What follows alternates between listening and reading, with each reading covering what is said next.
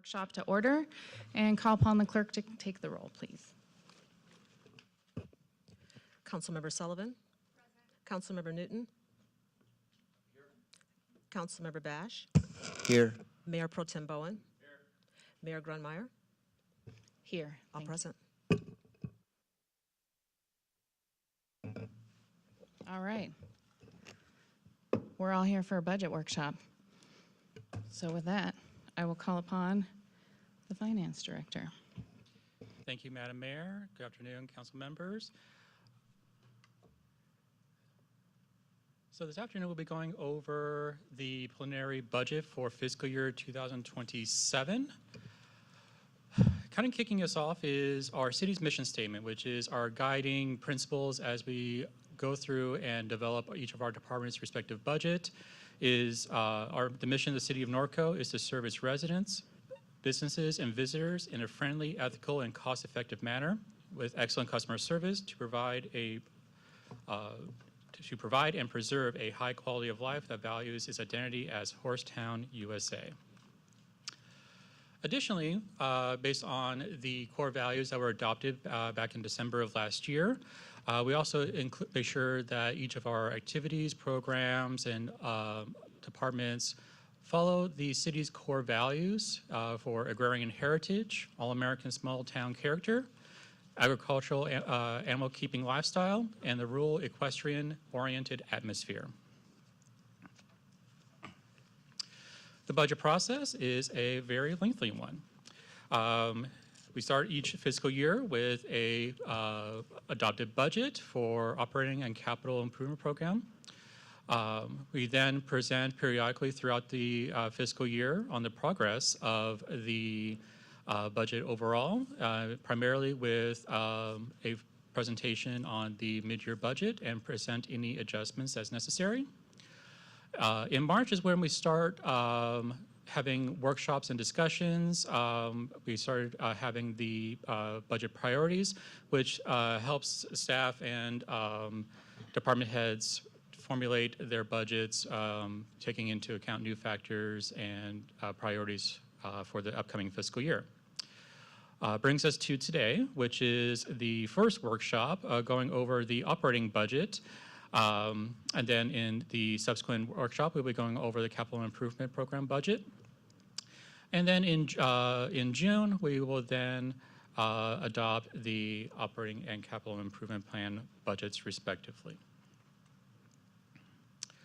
So this afternoon we'll be going over a series of items. So here's a general layout of how the budget will be presented.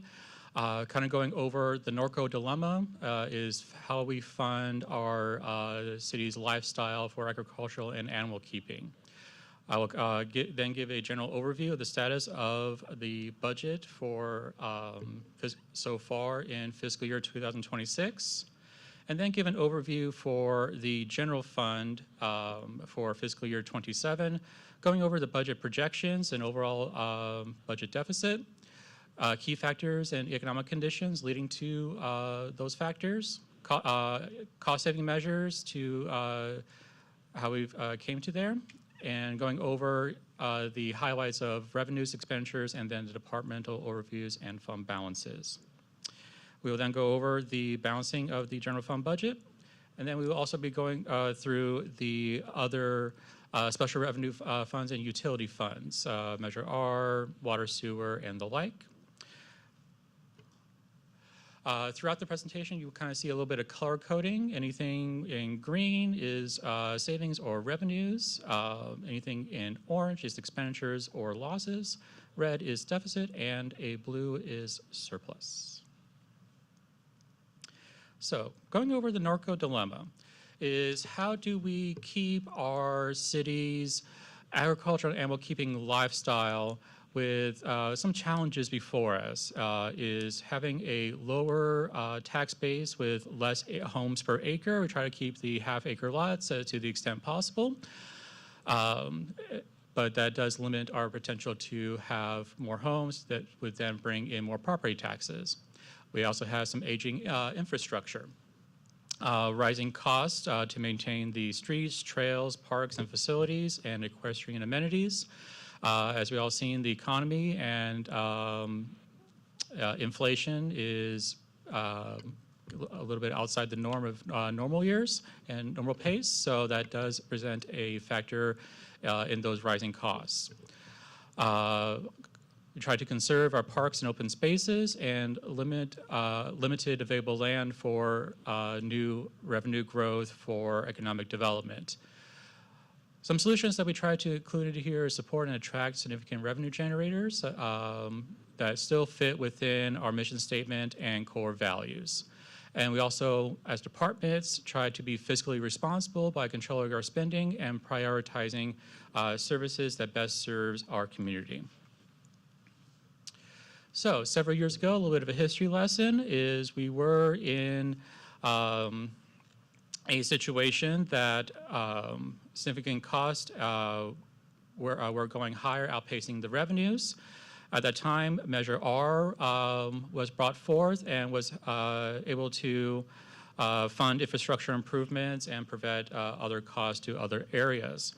However, we are still kind of facing some challenges as, again, current levels of general fund services have continued to outpace revenue increases over time. So going over the current fiscal year is we had started the fiscal year with a $37.7 million fund balance. So essentially think of this as our accumulated savings over time. We are projecting a very small deficit of $300,000 towards the end of the fiscal year. That's being overly conservative. Again, budget is a very fluid document that is based on best known circumstances and facts that we know at the time when generating these estimates. But we are hopeful that we will at least hopefully break even, but a worst case scenario should be at or around that point. And then we would end the fiscal year with a projected fund balance of $37.4 million. So, bring us to the general fund, which is our main operating fund for the city. The general fund is projecting revenues of $31.6 million. Again, these are projections based on current known facts and circumstances. Total projected expenditures of $34.1 million. These are based on departmental structures, keeping most of the departments status quo, but also providing core services based on historical scope and scale. We will be projecting what's called a structural deficit of $2.5 million based on current scope and scale of the city services. So based on the projected starting fund balance going into the new fiscal year, we will bring in, start with a $37.4 million fund balance. If we do put in the deficit within there, our fund balance would be $34.9 million with an ending fund balance for that end of that fiscal year. So the total expenditures are projected to exceed our total revenues. So what has caused this is majority of it is, again, costs have, based on inflation, have impacted our projected revenues and our expenditures. Cost of services are continuing to increase at a significant pace. Public safety costs, being one of our more major expenditures, are also significantly increasing that I will go into in much more detail. And also we have part of our Norco dilemma is limited tax growth with no new completed developments or hotel openings, at least projected in fiscal year 27. So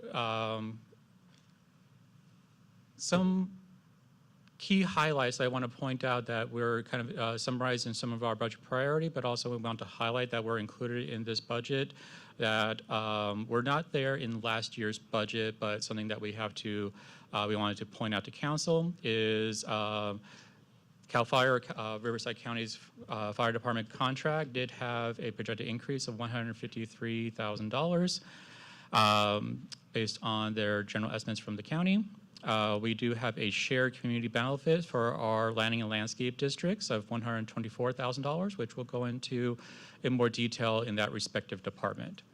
Election costs, our city clerk does help facilitate the elections for this upcoming year, every other year. So this is one of the years that those expense costs do come onto that department. The funding of previously unfunded positions and one new authorized position for $422,000, and the Norconian site appraisal and assessment costs for that. Relating to revenues, building and safety, we did in last year's budget have some one-time projects that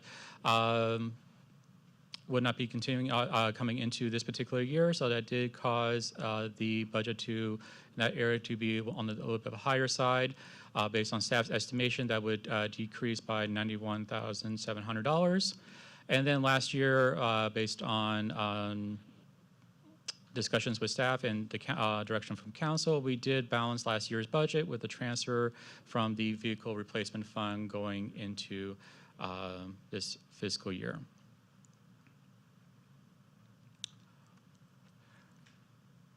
Some of the key budget factors is we are kind of entering some uncertain economic times that is impacting our revenues and expenditures. The revenue growth is slower than expected. We'll show some data on that, along with some of the expenditure growth that was on the higher end. Revenue was not growing as expected in this upcoming fiscal year. Policies from federal and state do impact our ability to get grants and other funds. Current inflation trends will impact our projected expenditures. Expenditures is driven by normal cost increases and regulatory requirements, and contractual services and capital projects are more impacted by inflation. Kind of the impact from tariffs for policies to forecast the revenues kind of remain uncertain. So for this upcoming year, we try to remain as conservative as possible with doing our revenues and expenditures.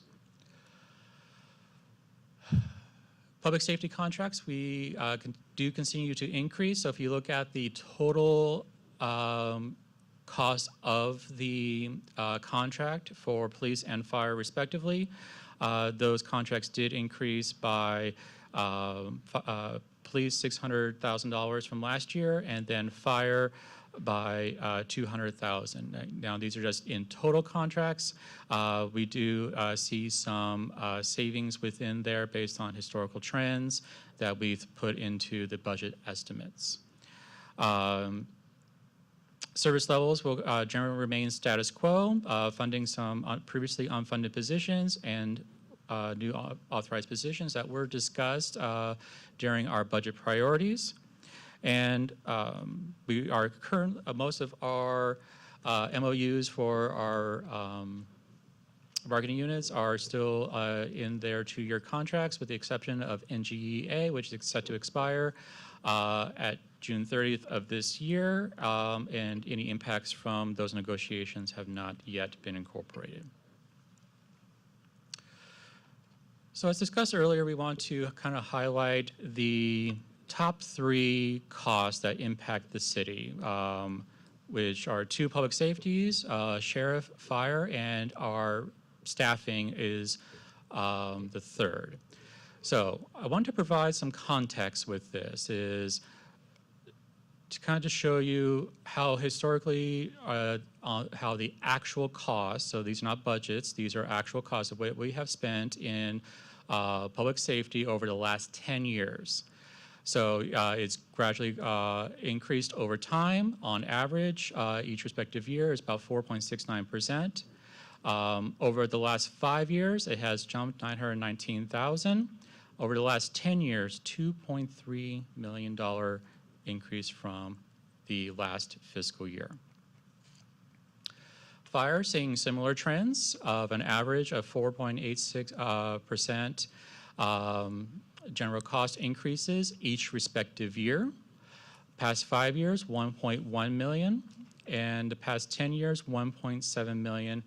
Kind of showing the trend that of the impact of sustainability of these two big cost centers having against the overall revenues, and then it is still relatively higher than the CPI over the respective years. So if you kind of take the CPI over the last 10 years, on average was 3.8%.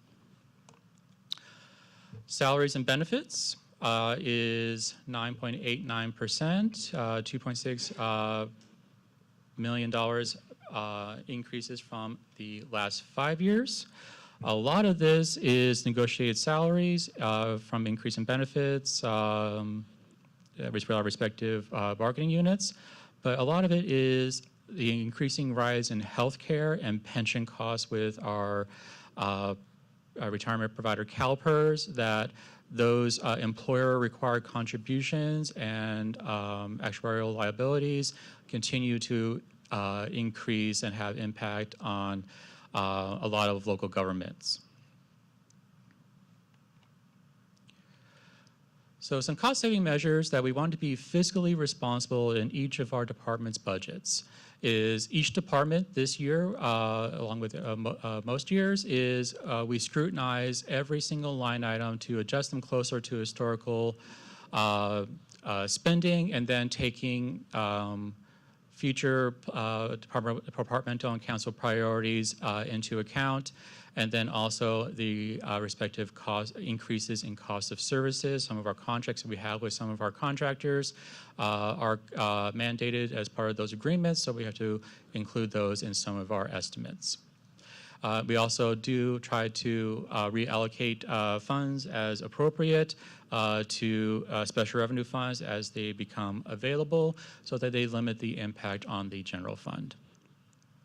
Again, highlighting public safety, budgets are rates increase higher, have increased overall based on the contract rates, but we do have some historical savings from vacancies in some of the respective positions incorporated into the contract estimates from Sheriff and CAL FIRE respectively.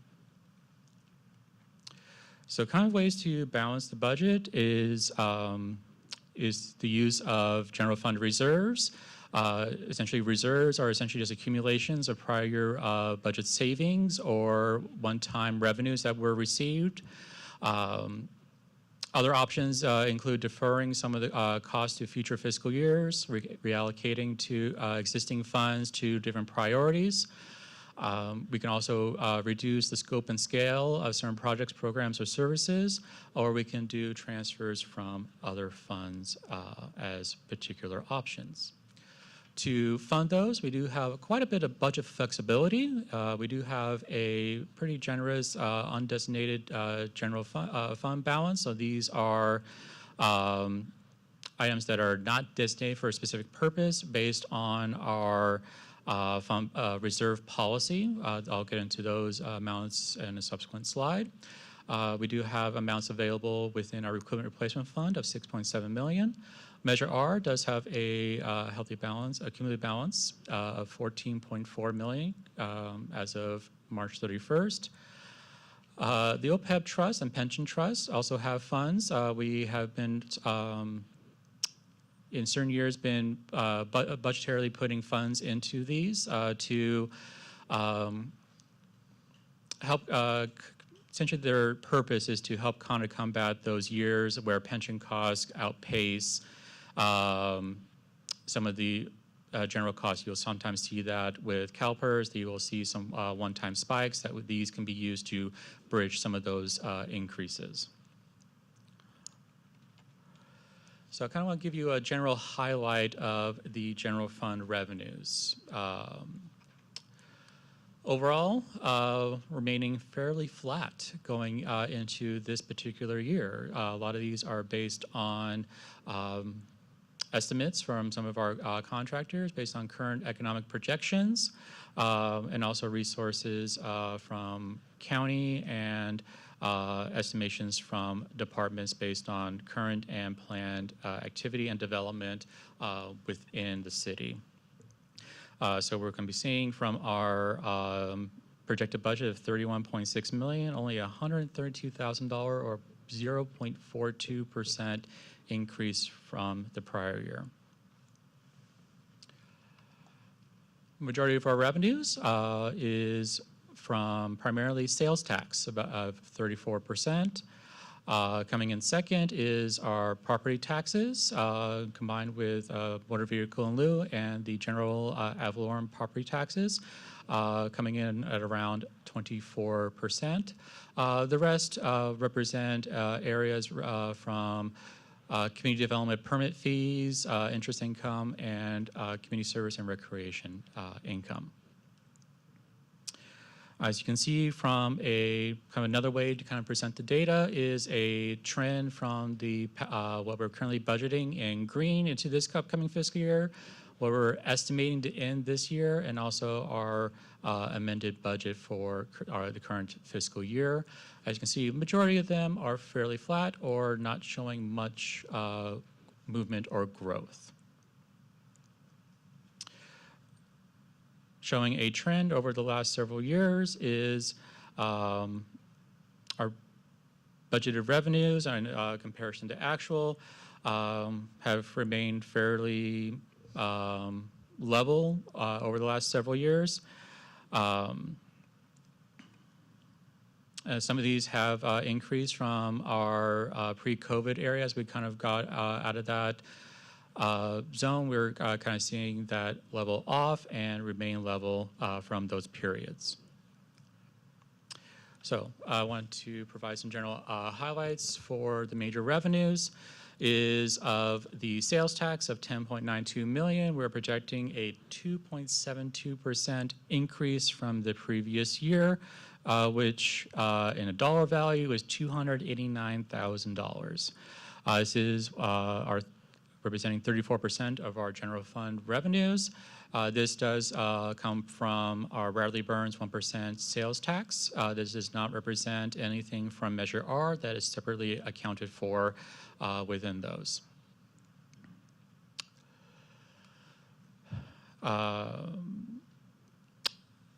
Where does your sales tax go? So for every dollar that you pay at the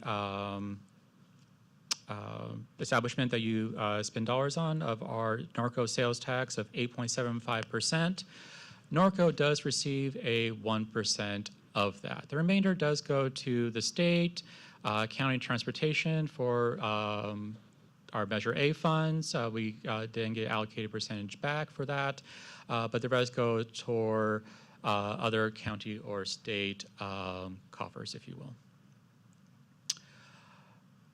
The trends of our sales tax is by core industry area. Most of our sales tax is received from automobiles and transportation. So a lot of our car dealerships on Hamner are one of our biggest sales tax centers. Second biggest is the county and state pool. So these are ones like are from the fulfillment centers, from those, you see a lot more of an increased incline from there as those centers become more and more trending, if you will. That does go into the pool and then get distributed out based on the formula from the county and state. We are seeing kind of somewhat of a slight downward trend in automobile and transportation. Again, that is likely just the impact of the economy. Vehicles are from 2024 to 2025, high interest rates for borrowing for vehicles, and then the impact of tariffs and general cost of vehicles for there. That is somewhat getting curbed by the people using online providers that go through the fulfillment centers such as Amazon, for example. So taking that graph and kind of putting that into kind of some dollar values and general percentages. This is the latest trends being received by our provider HDL. Of the sales tax going to be received by industry group and their respective impact over time, and what is being projected over the next couple of years. We are going into this year at 2.8%, as previously mentioned, and then next year at 3.1%. Somehow duplicate slide. Okay. So I kind of want to kind of show you the last 10 years of sales tax revenues that the city has received, coming in a little over $6 million from 2017, and we're a touch over $10 million coming into this upcoming fiscal year. Property taxes, one of our secondary revenue sources, but again, as part of the Norco dilemma, is as part of our equestrian lifestyle, that growth is somewhat limited by those and also other propositions and regulations that impact the ability of that particular revenue growth. This is collected and distributed by Riverside County to the respective agencies, and we get our respective share. Pretty much 1% of it is the ad valorem property taxes. So ad valorem meaning the assessed value of the home. The value does not change until change of ownership or sale in most cases.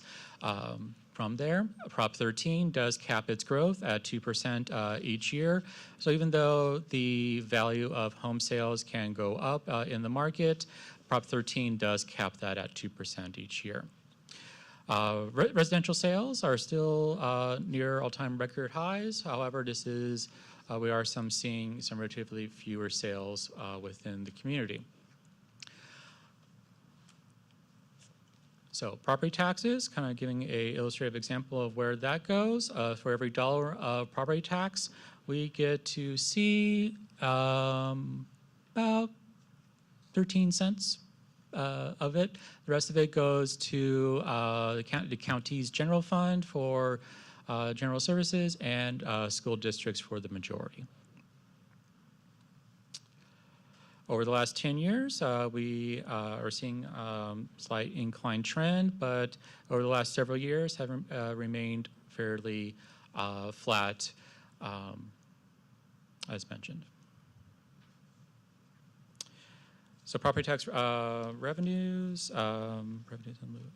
property tax and revenues for vehicle license fees. So this is based on potential growth, based on gross assessed valuation within the community. That did go up $180,000. It's one of our more reliable increases in property taxes each year. So kind of highlighting each of the major areas of revenues based on totals from the respective in each category. Most of them remaining fairly flat, with seeing sales tax have some limited change. Did see some higher property taxes coming in, and also from property tax in lieu of vehicle license fees. Administrative overhead and franchise fees also remaining fairly flat, but we are seeing some decreases in fines and properties. These are coming from parking fines, vehicle code and code enforcement fines. Just a lot of that line item is based on historical averages. Intergovernmental, this is from state mandated grants. I'm seeing some increases into there. Are seeing some growth in interest and lease income. We did have one of our ground leases come back from last year.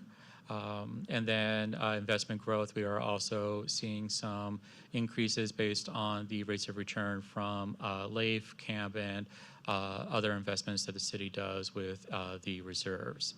Community development, community services, and other revenues are also showing decreases compared to the previous year's budget.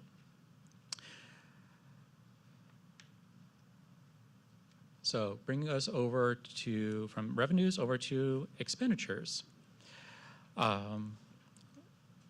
A total projected expenditures of $34.2 million, which is representing 2.16% increase from the previous year.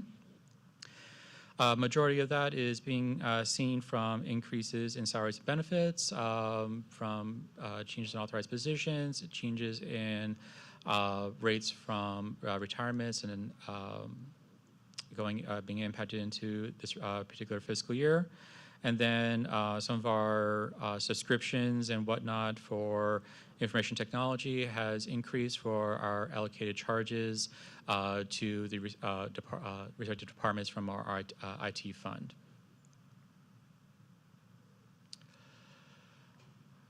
So kind of illustrating most of our expenses, about 55% is from contractual and professional services.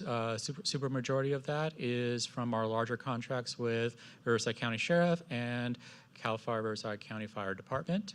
And the second one of about a quarter of our general fund expenditures, of 27%, is salaries and benefits. Showing that by a particular function, changes from the particular fiscal year, seeing some flat sheriff costs compared to the previous fiscal year based on we are being a little bit more aggressive with the savings calculations to make sure that what we're trying to do this year is really show the city's structure expenses this year to come up with a general baseline of what is our true city's general cost to show that our particular actual expenses to maintain services to the community. Are seeing about 2-ish% or $161,000 increase in fire costs.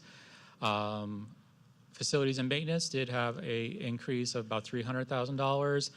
$124,000 of that is from changes in costs for general benefit services, which we'll get into in that respective department. Admin, finance, and economic development, majority of that increase is from one-time cost for Norconian assessment and appraisal costs. Still showing the overall total budgeted expenditures of $34.2 million, of which is a $722,000 or 2% increase from the previous year. Putting that table kind of into a graphical format, so kind of give you some illustrative example. Most of it, of our expenditures, about 26% of it, or a quarter of our budget is for sheriff, another 20% is fire, and the rest is split between the respective functions within the general fund. As you, again, kind of showing the trends of some of those expenses, showing some splits between the projected going into this year and then the estimates and budget from the current fiscal year that we are in. So going into the departments, we want to, again, highlight that we discussed in the budget priorities. The city did, during the beginning of the fiscal year, go through a slight reorg in combining facilities and maintenance and community services into community operations, as most of the activities overlap and make it more efficient as it's in one layer of organization. Most of the other layers remain respectively the same in organizational structure compared to previous years.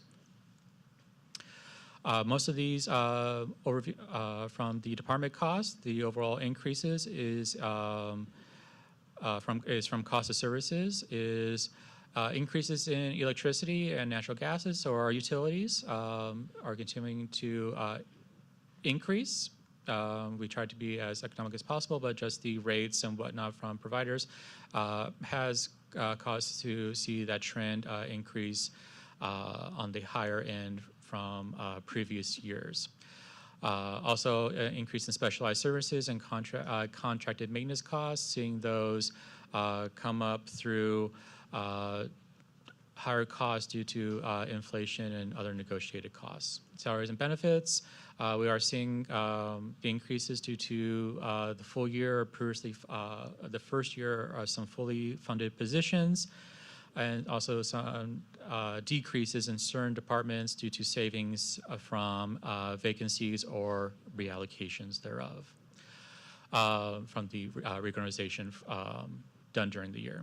Some other items, we did have some decrease in professional services as we are trying to bring some of those services back in-house, utilizing city staff and their expertise.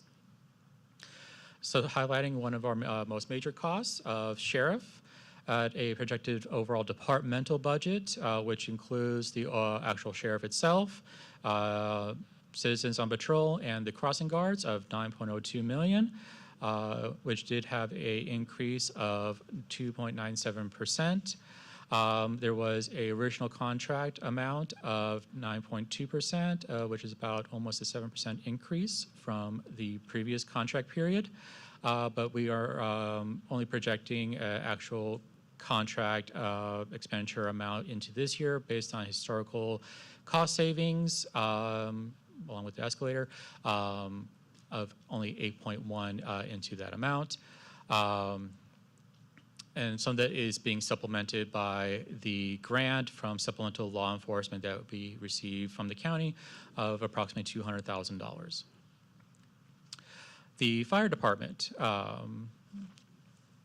showing a 6.91%, $6.91 million total budget, consisting of the fire department, EMS, and the NART team. This represents 2.37% from the previous year.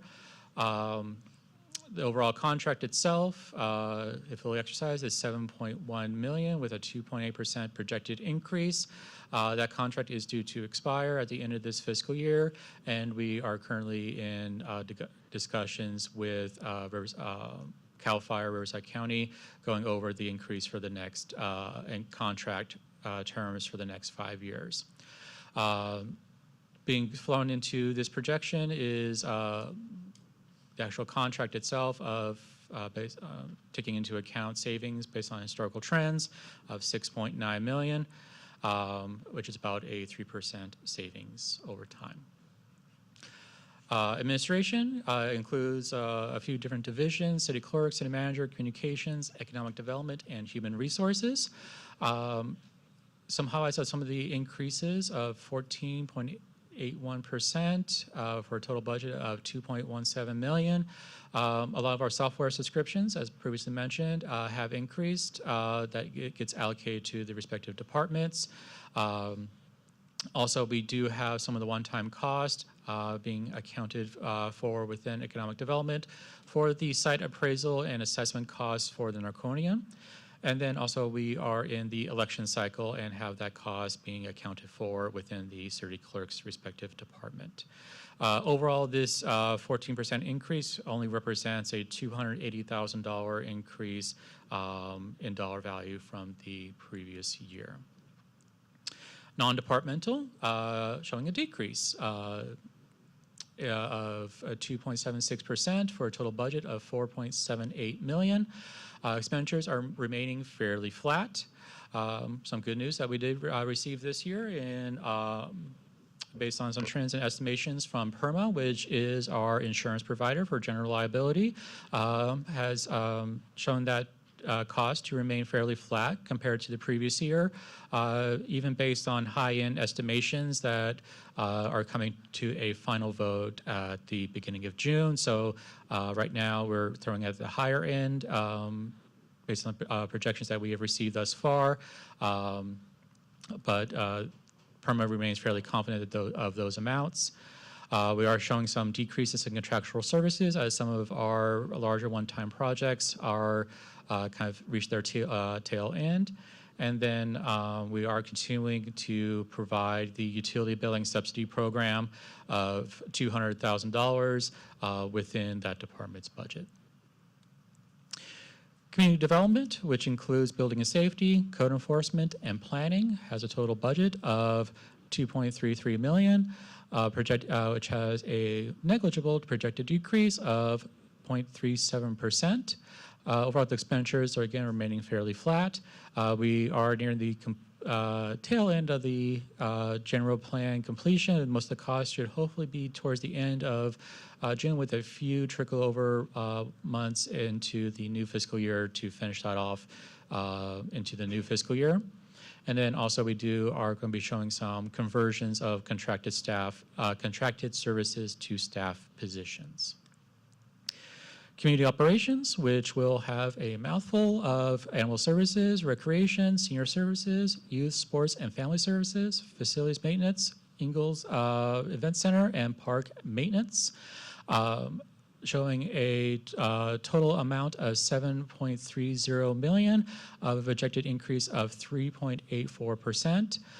Some of these are mostly relating to increases in contractual services from some of our contractor providers, and then also the addition of a shared community benefit maintenance cost from LMD 4 and 5 that was not in the previous year's budgets. That is a relatively new item that we have to include into this year's budget for those costs. Special events, showing a slight increase of 2.83% for a total budget of $210,000. We do have some projected revenues from donations and sponsorships, ticket sales and concessions that help to reduce the overall net impact of some of those events. I do want to highlight that the cost within the budget is the total gross amount of what it costs to conduct the event.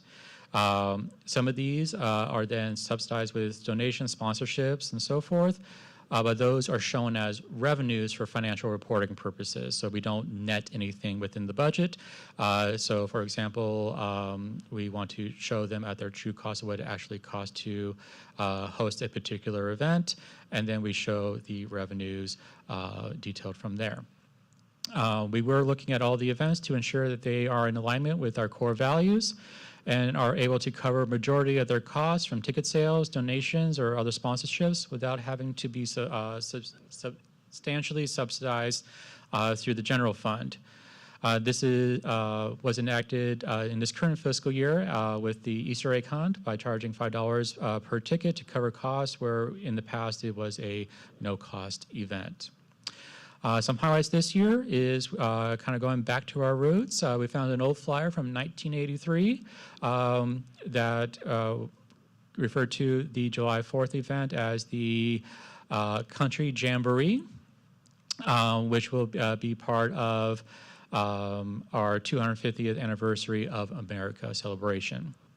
This year we'll also be hosting the National Night Out, whereas it was hosted by one of our other neighboring cities. We had a small contribution to last year, but since we are the host city this year, the cost of that is increased from the previous year. That majority of those factors is represented as part of the increase overall to the special events. Within the finance department, we did have a increase in salaries due to some position vacancies from the previous year, and a majority of it is from increased audit services costs from that contract and software subscriptions within that department. Public Works, total budget decrease of 5.32% for a total budget of $720,000. These divisions represent the engineering, inspections, parkways, storm drains, so forth. These are general funds specifically.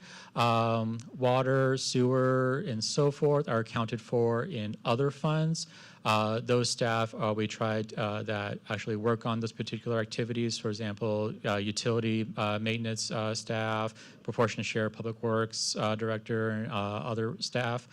We tried to allocate economically to those funds as those are included as an aspect of the rates for those particular utilities. Overall, your part of the decrease is mostly just a decrease in the inspection contractual services cost, putting those more into a line of making sure that we are doing those in line with general inspections outside of the deposit related activities for plan reviews. We did highlight some of these during our budget priorities, but within the budget is majority of these positions, IT technician, building official, and senior planner. Within the gray columns are the events maintenance worker and utility compliance coordinator. We're not included in this respective division's budgets due to a clerical oversight. Again, my sincere apologies for that. But if the council intends to fund these two positions, the budgets will be adjusted to reflect the positions funding respectively. It will have a $72,000 and $173,000 impact to the general fund, with the other one being split respectively to water and sewer. As discussed earlier, we do have a found balance categories based on a reserve policy. We have one designated for emergencies, which is 25% of our general fund budget in the event of a emergency, for example, a pandemic, that can be exercised by direction of an action of council to use that for emergency purposes, having a total amount of $8.5 million. One for local emergencies or natural disasters. In the event that those are particularly need to be activated for $800,000, that is funded within the policy gradually each year. For infrastructure, economic development, and special projects. I do want to highlight we do have a healthy fund balance of a designated fund balance of $20 million for an overall fund balance of $34.85 million, estimated by the end of the budget year, fiscal year 27. Majority of that $34 million is the undesignated balance, with the rest of it coming from designated for emergencies. So we want the majority of our fund balance to be kind of earmarked for those emergencies that cannot be used for any other purposes. The rest of the areas are then also earmarked for those purposes. They would can only be used by action of council. We want to show the trend over the last 10 years, showing how the fund balance, revenues, and expenses, respectively, are trending over time. As you can see, kind of going, starting right around fiscal year 24, you started seeing revenues and expenditures getting pretty close to each other, trending pretty closer into 25, 26. We did cross that line. That did, you had to balance between transfer to help balance that year's budget. But this year, as discussed, it did cross that threshold where the expenditures did exceed the revenues due to a variety of factors, from inflation, cost increases from public safety outpacing the revenues, and so forth. So kind of a look ahead is we had some challenges and considerations to look at in this upcoming fiscal year and into the future.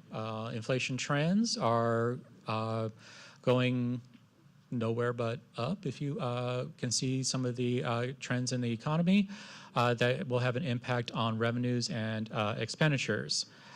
We are seeing some of our limited sales tax growth. As you saw, we only have about a little over 3% increase in sales tax projected into the next fiscal year. Again, highlighting as only a projection. Changes in facts and circumstances can adjust those up or down depending on how things turn out. Cost of services, specifically public safety and contracted services, will likely continue to increase. We are seeing some of those kind of trend up from those, and we will highlight those later on. Reserves, we tried to maintain the principle of only using those for one-time expenditures. And also we tried to maintain within our reserve policy to build for long-term replacement, capital projects, and economic development.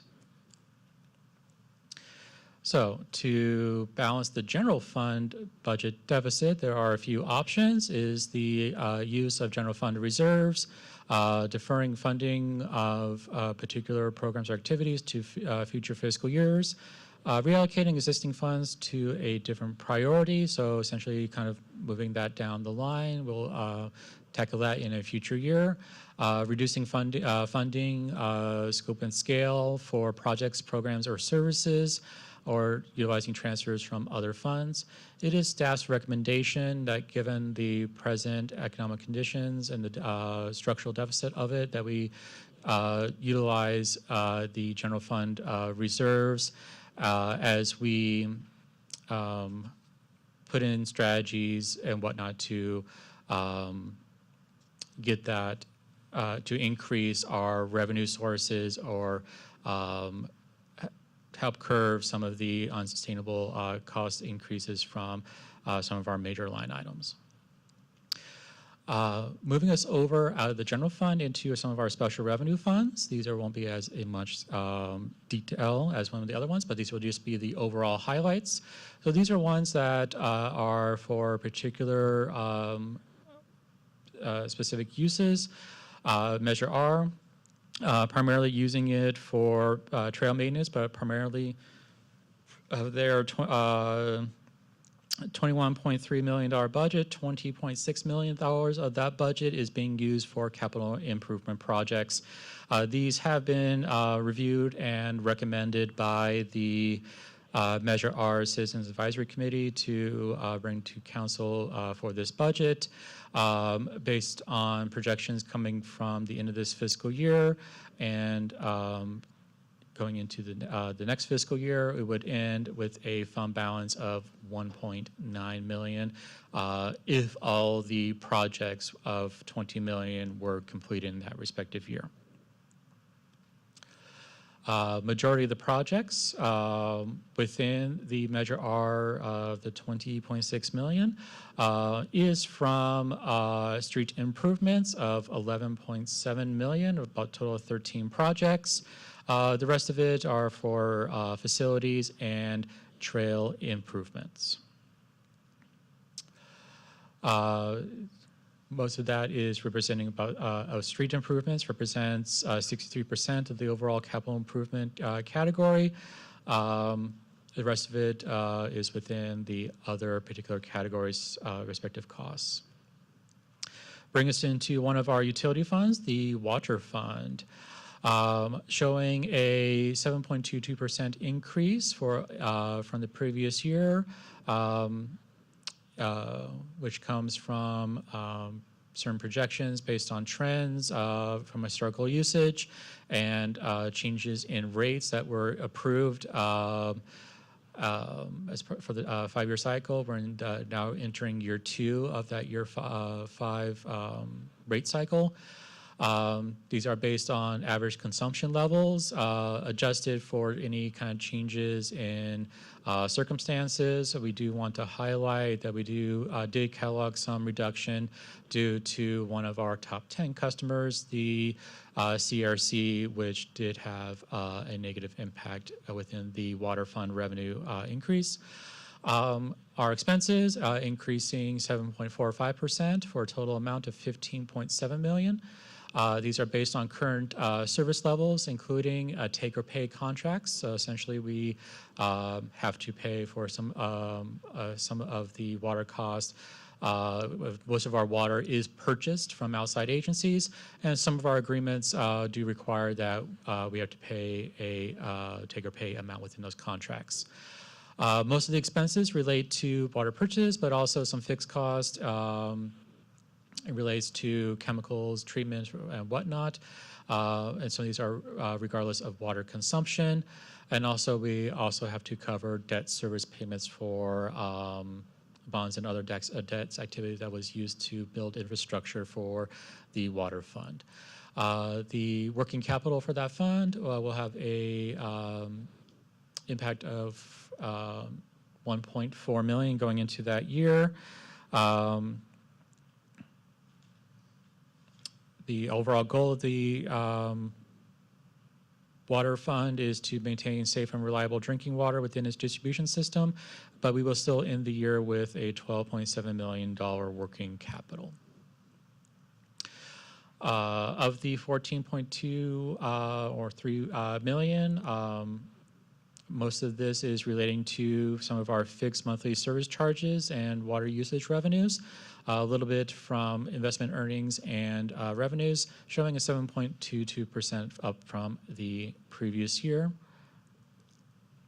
Again, graphically showing some of our revenues by source, majority of it between fixed and water usage revenues. Expenses relating to the water fund of $15.7 million. Majority of that is salaries and benefits, showing a 8.46% increase from the previous year.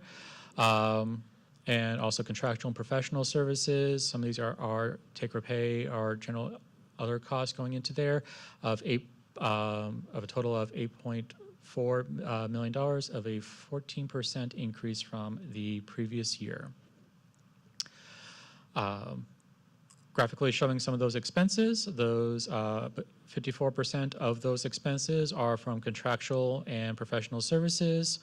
The rest are from internal charges and capital outlay, and 8%, 14% for salaries and benefits, and 8% for debt service. Brings us to the second of the three major utility funds, the sewer fund, showing a $7.9 million total revenues. These are, again, based on current service levels and projecting no rate increases going into this year based on the approved rate schedule approved by council last year. These are again, general estimations, but then also we did have a impact from the CRC closure. Based on current service levels, we'll be showing total expenses of $7.6 million, which will also fund operations as well as debt service payments for those items. The net of that of about $400,000 of will be applied against the working capital, and still in the year with about $22 million within that fund at the end of the fiscal year. Majority of the revenues is received from the sewer services revenues, showing a 1.5% decrease from the previous year. That is, majority of that is from the CRC closure, which was one of our top 10 customers within the Water and Sewers Fund. Showing most of the revenues, 94% of it is being derived from the sewer service charges. Expenses of $7.5 million, only showing a 2% increase from the previous year. 13% of 13 to 14% of that is increases respective to salaries and benefits. The rest of it, majority of the cost to that particular department is from contractual and professional services and debt service. Again, also highlighting that majority of the cost are from professional services, debt service, and trailing third is salaries and benefits. Recycled water, that was a fund established a couple of years ago, started with two planned funding sources, one from a loan from the sewer fund, and one from a planned grant from the EPA to fund the water booster station and reservoir project. That grant will be the revenue for this particular enterprise of $2.6 million with the projected expenses for the capital improvement fund for the project of $2 million with a impact of $580,000, which will end the year with $2.8 million, which will be used to fund the multi-year project for that one. As these stations and the project becomes online, we'll start establishing customers, which will use the established rates for those, and we'll start seeing the usage-based rates for those as those come to fruition. Other funds, gas tax funds. So this from revenues is primarily relied from the state's allocation from gas tax revenues. We're showing coming in for gas tax revenues of $787,000, which is a relatively small increase of about $12,000 from the previous year. However, based on ongoing impacts of gas prices, the estimates for the next fiscal year have already been revised as of this week, downward, unfortunately, by $2,000. The use of these revenues is restricted to eligible expenditures, hence the term special revenue funds, which are primarily used for traffic lighting, pothole maintenance, traffic light utilities, and tree trimming, and street signage. We would then end have related expenses of $840,000 with a projected ending fund balance of $114,000 at the end of the fiscal year. The NPDES summary fund is going to be coming in at $134,000. Revenue is derived from assessments on assessments from real property within the city. These are used to pay for services and programs to mitigate impact from storm water runoff, street sweeping, storm drainage cleaning, professional services, and so forth. Projected expenses of $160,000 with utilizing most of the expenses and prior fund balance, ending the year at $111. The housing fund having a total revenues of $81,000, which is primarily derived from interest income, contributions, and loan payments. We are going to be have projected expenses of $280,000 to $290,000 for salary and benefit costs, contractual services for the administration of housing programs and services, and ending the fund the year with a fund balance of $4.8 million. We are meeting with the city's housing consultant to determine a plan to utilize those funds within the statutorily required timeframes, as those funds have to be expended within a ticking clock. So we're trying to determine the best usage of those funds and provide an update to the respective subcommittees and to council. With that, that concludes staff's presentation. Myself and staff will remain available for council questions.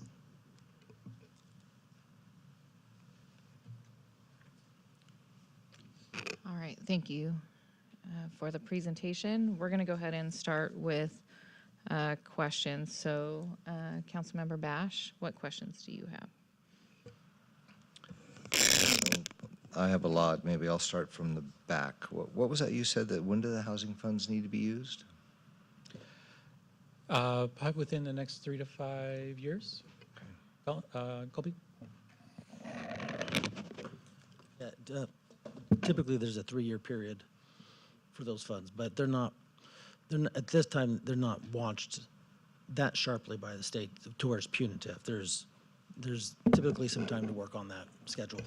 Okay, great. In terms of the water cost, I have a lot of questions. The water costs, I just read today that Colorado River We have issues with that, and that if we don't settle the water usage, the federal government is threatening a 40% decrease in water. I just heard that this morning. I wouldn't, yeah, most likely. In fact is, it's only going to get worse. And so is there any movement in the Delta conveyance system, or is that still just lunacy? I don't know. Okay. But I do know that Metropolitan Water District is, in the next 10 years, talking about $3,000 per acre foot costs, which is about over double what we pay now. And it's so stupid because we have more water than anybody. We just can't get to it. Do we know what the new apartments, what the property taxes on those will be? Maybe Delapi, do we know what is any of that factored into this? No, those not yet factored into these estimations. Okay. Property not selling, I mean, the problem is not Prop 13, it's capital gains. The gas tax, is that going to be going up because of what the cost of gas is and the fact that California is able to tack on lots of, do we have any estimates what that might be? The gas tax, that one, what, I'm assuming this is pre-$7 a gallon, which is what I paid this morning. that's, they did do a general revision from the state calculation, excuse me. Will be, that it did take into account some of the recent impacts of the gasoline sales prices, but again, those are a moving target. And as far as the increase, let me look at that.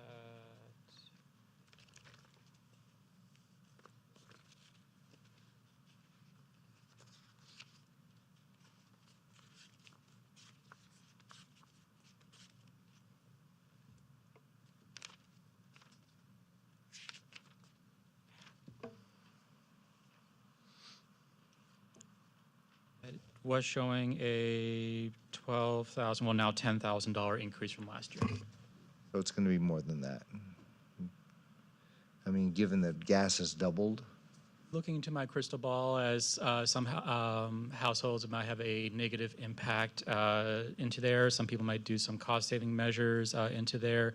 But yes, as gas prices do increase, we will see a representative increase in those taxes, but it's also based on people's usage and consumption up to that. So it's a formula. Just a comment, when we talk about build-out, that is, given what I heard at the SCAG conference, build-out is in the eye of the state legislature. So we technically would not be built out per Sacramento, and there's 3,000 builds that are now coming down the pike, and we have no idea what they are. Just a status question. What's the status of the walls along Hamner Avenue? Are we close to that? It's in design. Great, thanks. Palomino project, will the new building and the 300 jobs, will that help us? Or is that something that'll take a while to happen, or are they already there? Yeah, so right now the building is built, so it's ready to move in with some tenant improvements. That company that's looking to come in would be bringing their point of sale, and that is exactly what we want and need. The phase 2 on Palomino, which is the property further to the south towards First, is that phase 2 is in building plan check and would look to be constructed over the next year. So when those buildings come online, the property tax bump will happen in 28, 29, 30 timeframe. Okay, great. And I would also be seeking point of sale companies in each building going forward. Cool, thank you. Page 30, Economic Development Fund.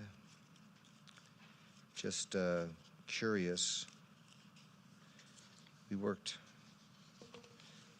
It's very interesting that you didn't show pre-2016, you didn't show 2009 and 2010. But I'm noticing, like, for example, the designated local emergency and natural disasters, and then you have designated for emergencies. What's the difference between those two funds? One is 800,000, the other one is 8,500, 8,500,000. Which slide again? Page 30, fund balance, general fund balance. This is money that's already earmarked.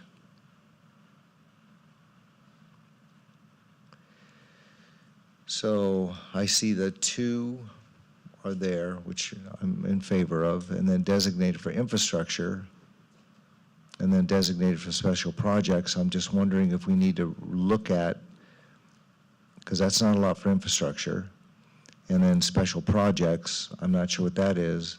And then we have designated for economic development reserve, and I'm just wondering, given the fact that I think that we need to emphasize that a little bit more, maybe using some of that, and then the undesignated is fine. I'm really making a comment. I just think we may need to revisit that and look at how that money's allocated since we're the ones that do it. Just a comment. Did you want to say something? Yeah, yes, I think a couple years ago, we approved our reserve policy, Right, so we right. could bring that back to review the designations that Yeah, we're I mean, setting aside. If council's willing. I mean, it's up to council.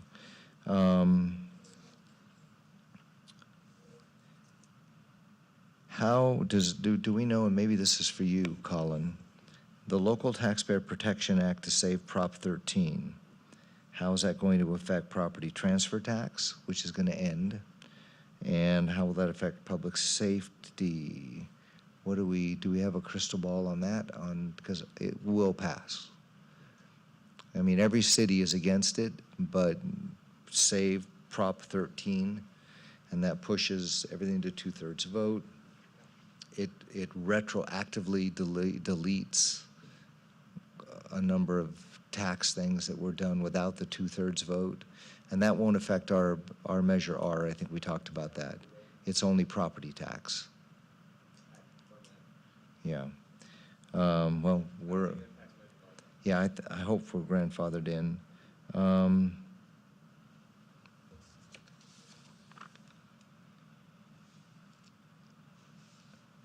I guess that's all the questions that I have for now. Thank you, Madam Mayor. Mayor Pro Tem Bowen, questions? Yeah, a question on, go back to page 10.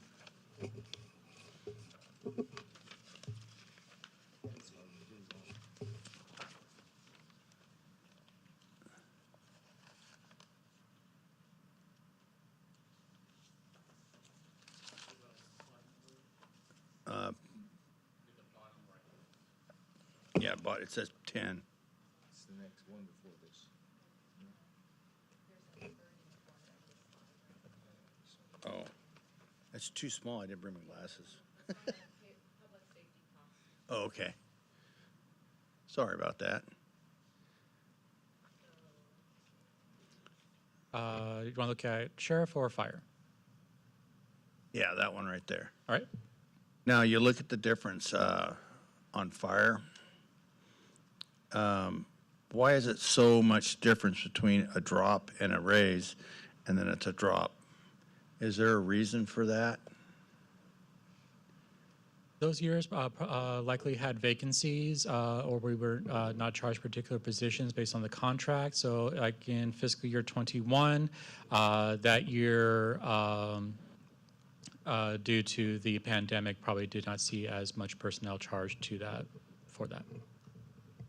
But going over to 24, 25, it has dropped from that.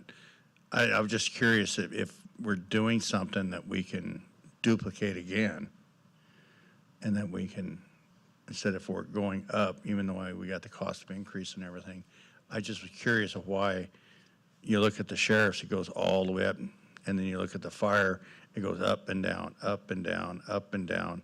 And I was just trying to see what we're in that year so we could capitalize on it. Are we paying for equipment that we, in the future, or just a question for you? We can develop some trends to kind of see what impacted that Yeah. particular fiscal year because the It's something we can match. You know, I like seeing it going down. don't we all? And then going back, let's start from housing. Where are we at here? I've lost my page. Well, going to housing. which was all at the very end, sorry. That 4.1 million right there. Yep. Now, we have to spend that between 3 to 5 years, roughly. Roughly. Now, can you look in to find out if we can use that money for like putting up temporary housing, like say our hall? We could design that and use it, take some of that money and use it to redo that hall to make it like a temporary shelter in case of an emergency. Currently, the part of that designation or encumbrance is for veteran housing on our Sierra properties. So that's currently, it does have to meet the requirements to spend on eligible housing funds. Yeah, I'm putting it out there that if we need to use it, maybe we could subsidize it. Anyways.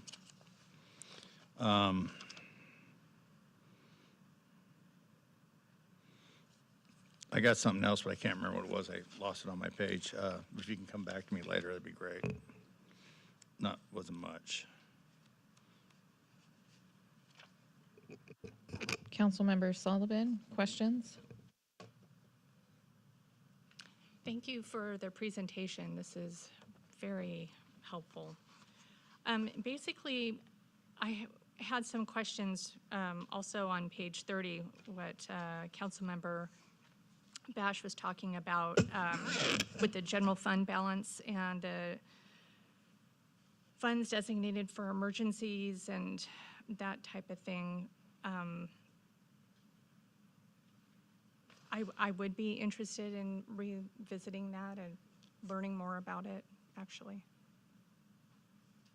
I guess that really isn't a question, but but thank you, and that's all I have right now.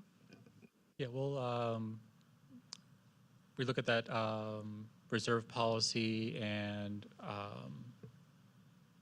kind of show what those definitions are and see if council wants to look at any particular changes or expansions of those so that we can tailor those as a matter of policy. I could give a brief summary of them if you'd like. Yeah, so our designation for emergencies, that's standard across many cities to sort of have your, basically, is like a cash flow. You want to set aside, at least have funding for the next 3 months. So that first one is 25% of your annual cost.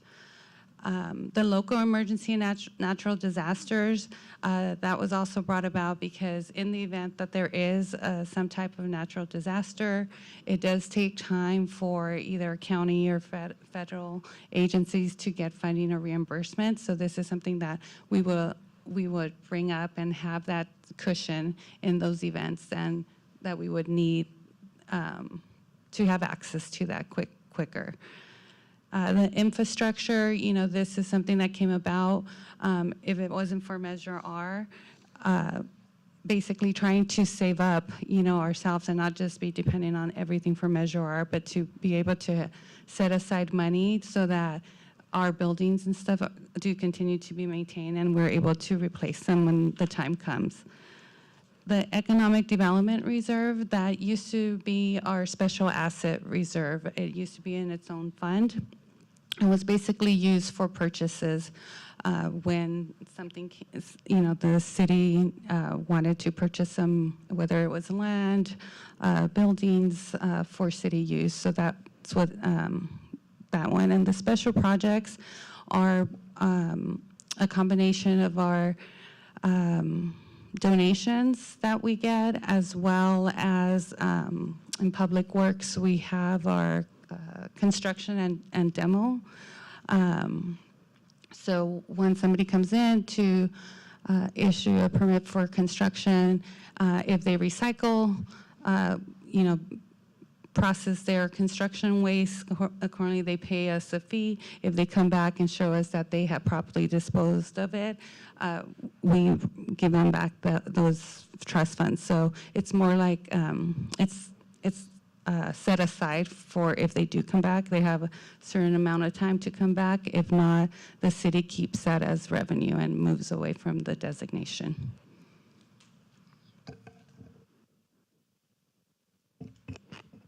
Councilmember Newton, questions? Thank you, Mayor. Just a few, and I'll try to click these down. Joshua and staff, thank you for all the work. I know what goes into putting the budget together, and none of it's fun. So just an observation first, that in our last budget meeting, that it was brought up that the sheriff did not attend that meeting, and there were questions that were relevant to the sheriff. And I have noticed again that you prepared a budget book for somebody that didn't care to attend. They have an employee, somebody could sit there and take notes. Okay? So, in the big book, a lot of these may be questions of navigation, okay? On page 8, this is under building permits, 55305, building permit fees. I'm just curious to this. From last year, we showed projected year-end $500,000. This year, we're projecting to go up $100,000 in revenues. But below that, all the other electrical, mechanical, plumbing, all those discipline fees are reduced in revenue. So I'm just kind of curious that how can building permit fees project to go up $100,000 while all the discipline fees are coming down? And an answer at our next meeting's fine, or however you want to follow up, unless you got a quick one on that. And interrupt me at any time. Lisette, when you had mentioned back on that construction demo, that fund, do you know the current balance of that? Off the top of my head, I don't know, but we can get that for you. Okay, but we just reinvest that money. I think last year was over $100,000. Correct. It becomes general fund revenue. Okay. We can't just leave that in, we'd call it general fund revenue and just not leave it in like investments? It is. So it's part of our cash balance. So anything in our balances gets invested. Okay. We are showing general fund revenue of $150,000 from construction and demo fees for the next fiscal year. You know, it's amazing that people are just too lazy to either recycle or come back in with that receipt. So, makes money.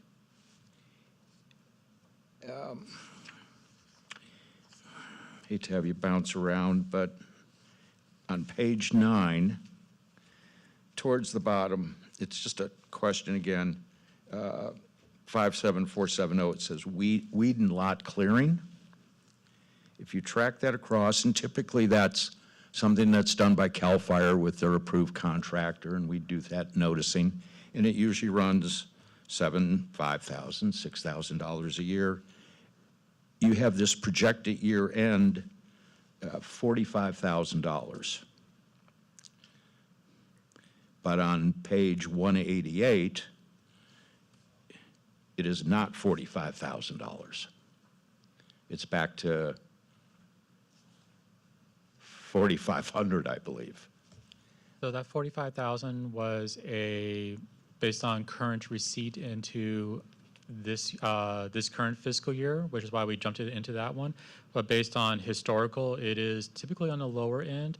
I'll have to research on the Would you? on the why that there was the Yeah, because increase in- typically it's like a $5,000 deal every year yeah, for weed abatement by the CAL FIRE contracting. I can speculate, but don't want to speculate. Okay. Yeah. But I was just curious why that larger on the projected end.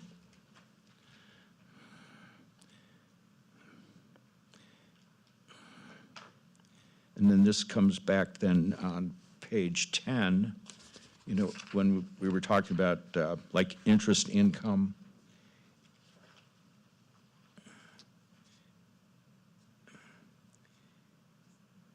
And where we're showing that increase of approximately $800,000.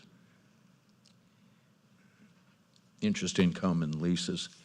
I'm going to take that as, like you had mentioned, that's kind of a crystal ball guesstimate.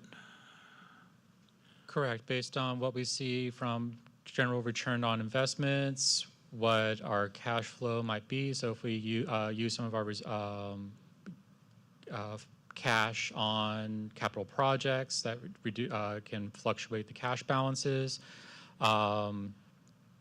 So it's a general estimation. Okay.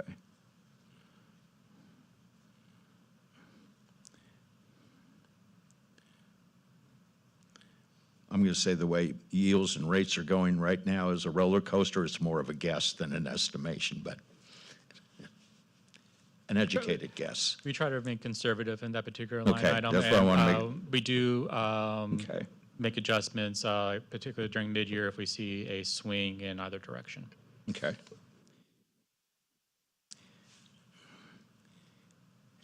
Then on page 12,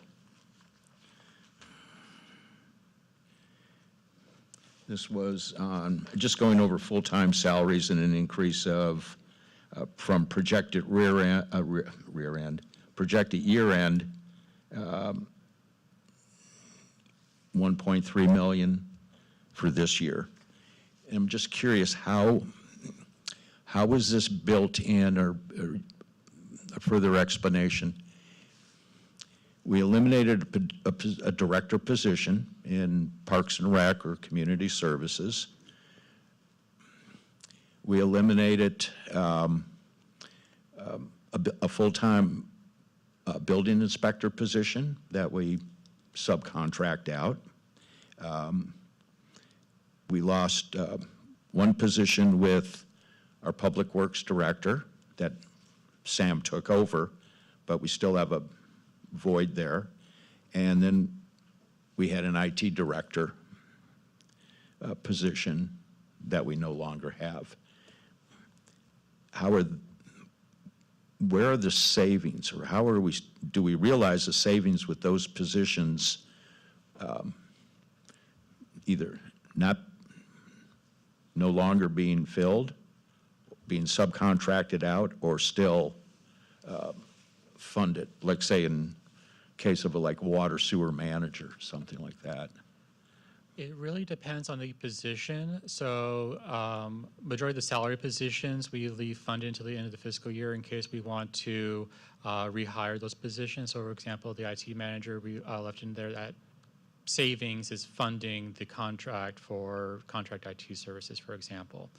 We are in active recruitment for the other positions that were listed, but it was presented to council that we would utilize those positions cost savings to fund the contracts for those, so that if we do find eligible candidates, we have the funds available and don't have to do additional budget appropriation for those.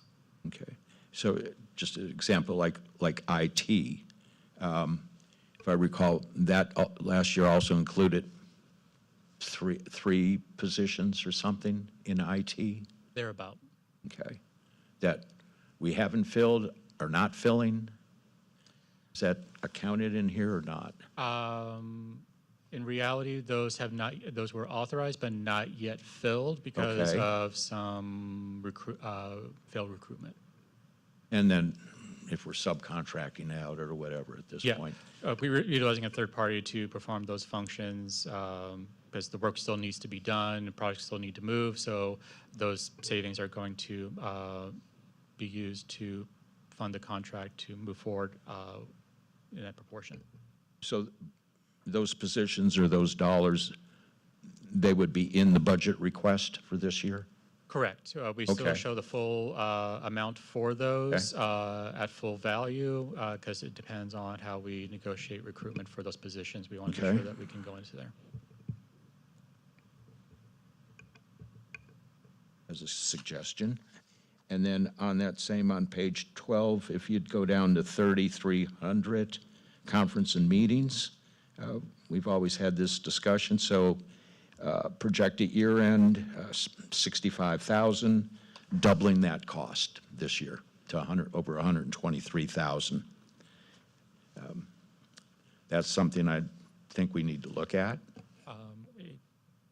Yeah, one item from last year, we did have, in some divisions, all of their training was cut completely. So this year, staff went through and, training is something that is important for our staff to be able to keep up with, the best practices in their field, be able to learn new items and then bring them back, especially if there's new requirements or new laws that affect their division. So, Okay. I mean, And also, I'm all, yeah, I'm all for continuing education. That's, I don't have a problem with that, but let me then take you to this question that came up on page 238. This is our sheriff's department, where we have one full-time employee and a part-time employee. How are we going to, for this one employee, how are we going to spend $14,000 in conferences and meetings?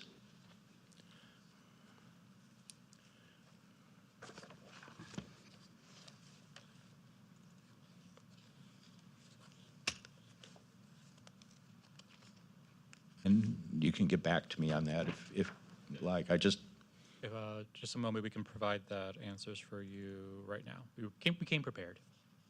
Okay. Well, since we're on that same page, if you go to 30, 40, 25, this is a ticky-tack thing that drives me nuts, and I know we see it in all divisions.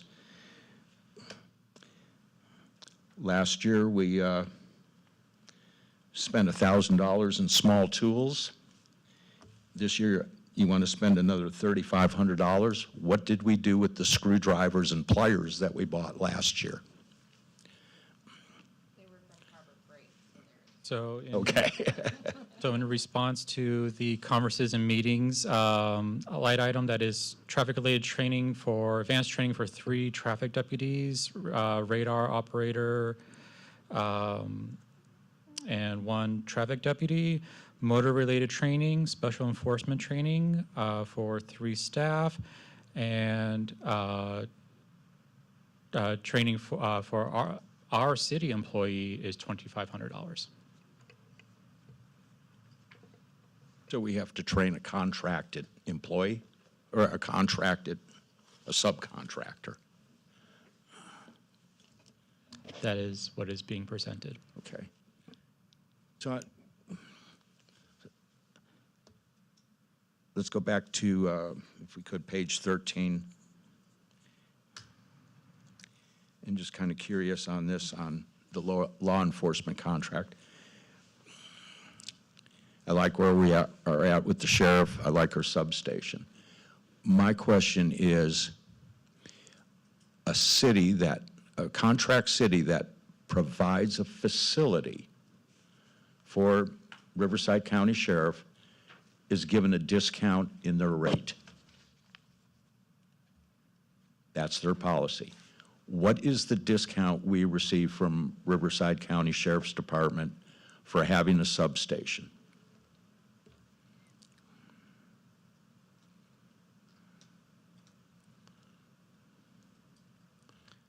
That one we will have to get back to you on. Okay. And where I'm going with that is whatever that X amount is, should not that, I don't know if that discounts by square footage or how they calculate that discount for a facility, but I'd like that weighed against what we're spending for an employee, maintenance, security, training, all of that, and then take that amount and then see if we have to go back and renegotiate the discount. Because that discount rate should cover all that nonsense.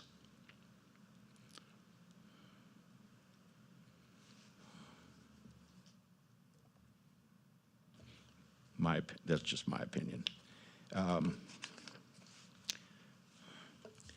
Just a question on page 11.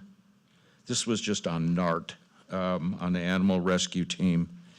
I'm just curious that typically we've always spent in the $5,000 to $8,000 range on NART. We're in the process of reorganizing NART, so we don't have any expenses.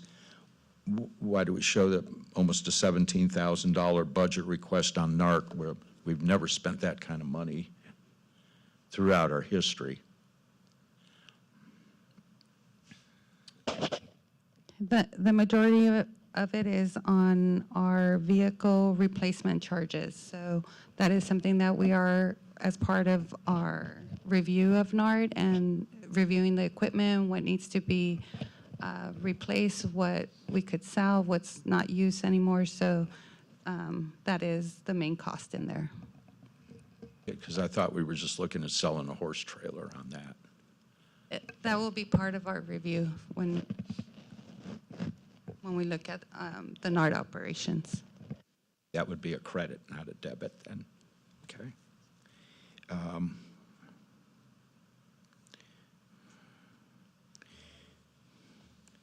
Just two last ones real quick. And I know we're going to have other meetings, but on the budget, on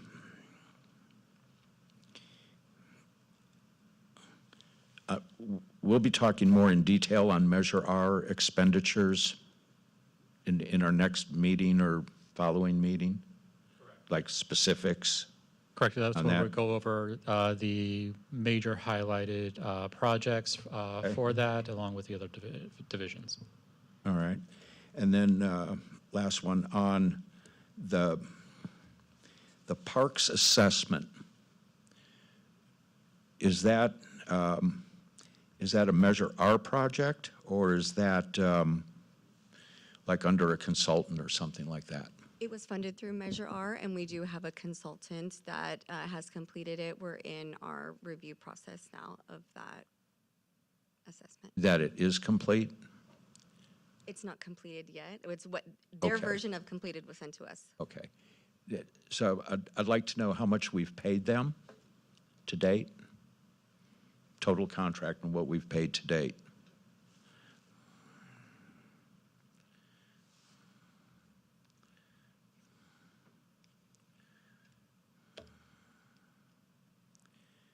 And when did we last do our water rate study? When that, like this year, last year, when we raised water rates? The new water rates went into effect July of last year, July of last year. and it's good for 5 years. And we're looking at a potential $1.5 million shortage in our water fund?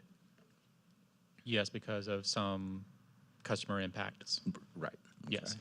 that will, we are financing in conjunction with Public Works. We'll strategize on timing of some capital projects so that we don't have to go back to the ratepayers and ask for funds, that we try to ride through the next few years on that rate study. All right. Thank you. Mayor, I'll have more questions next time. Thank you. Okay, thank you, sir. I just have a couple of questions. The expenditures by function, so that's slide 43. You can go there if you want. But you had mentioned that the Norconian costs were under admin, finance, and economic development. So I'm wondering why that couldn't be under the economic development that's in the special designation fund instead of put under the administrative costs. Like, wouldn't that be something, because it's a one-time cost, like you mentioned in your presentation, that we can move that over to that special fund? So our designation is sort of our savings account within the general fund. So we would still have to appropriate it to be able to be authorized to use those expenses. At the end of the year, what happens is basically, let's say whatever's left, then we reduce that designation Right. amount, and I guess the net income would increase. So it's really just like a bookkeeping item, but Right. that can be done. So, because right now, as far as like the expenditures by function, you're just having everything, and if I understand your answer correctly, everything as general fund.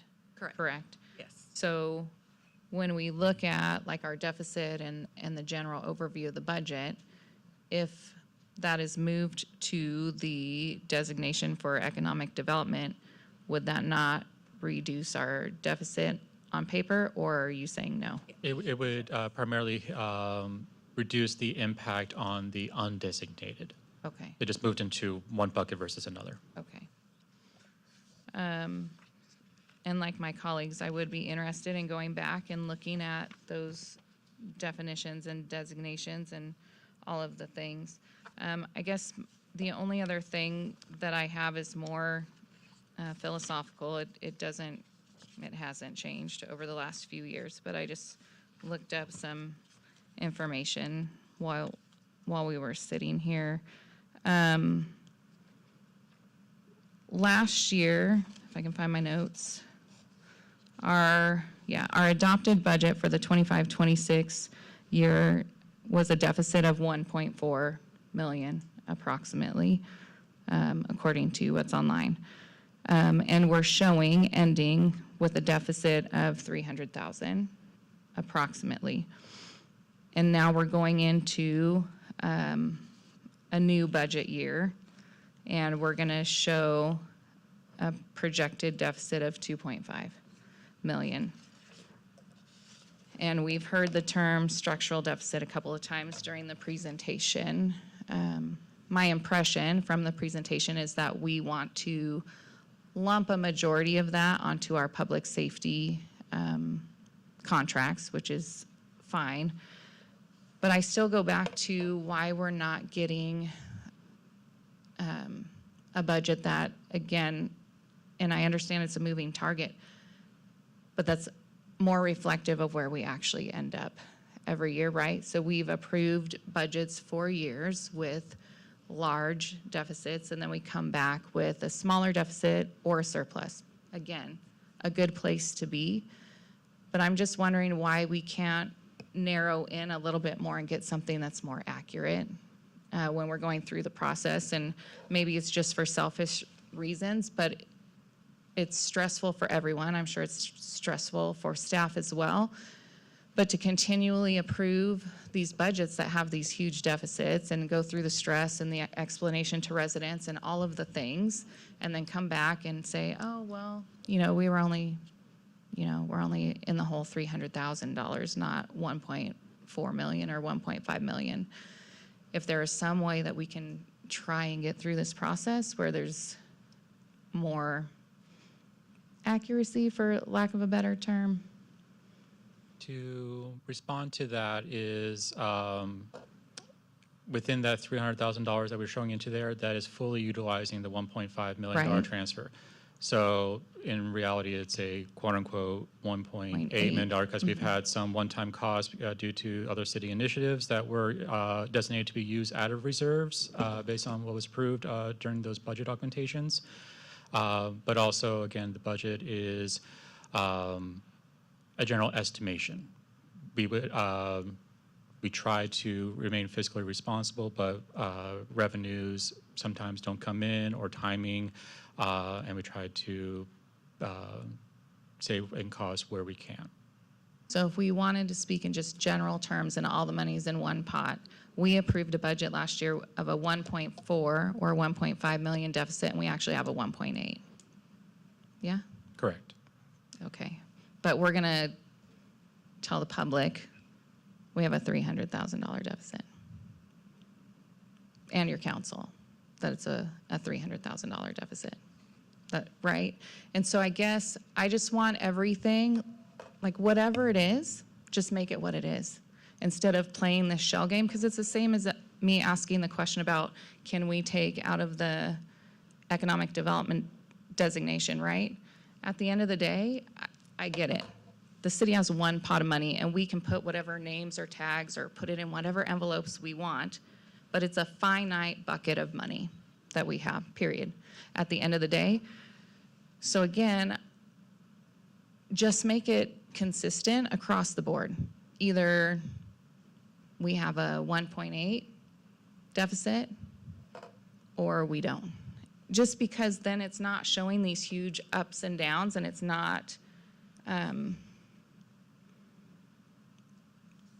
it's just not playing this shell game, I guess, so to speak, because I personally don't think it's fair to the residents, because we've been up here for a long time, some of us, and even still, like I'm with Greg, I went through this whole book and I'm like looking at stuff, and I have questions about, like, there's vehicle allowances for folks that I'm like, why does that person have a vehicle allowance in their budget? I only know of one that should have a vehicle allowance. Everybody else should be driving a city vehicle, and there's vehicle allowances in here. So those kinds of stuff are things, like I guess to a certain extent, it's our job to go through and read all those, but then in the back of my mind, I'm like, no, like that's a staff thing, and they should be coming forward with, like, hey, we found these things that have historically been in the budget because they've historically been on the budget, and people just take last year's budget and they plug the numbers in and they do the things instead of having discussions about where can we make some cuts and try and show some progress on some of the structural deficit. So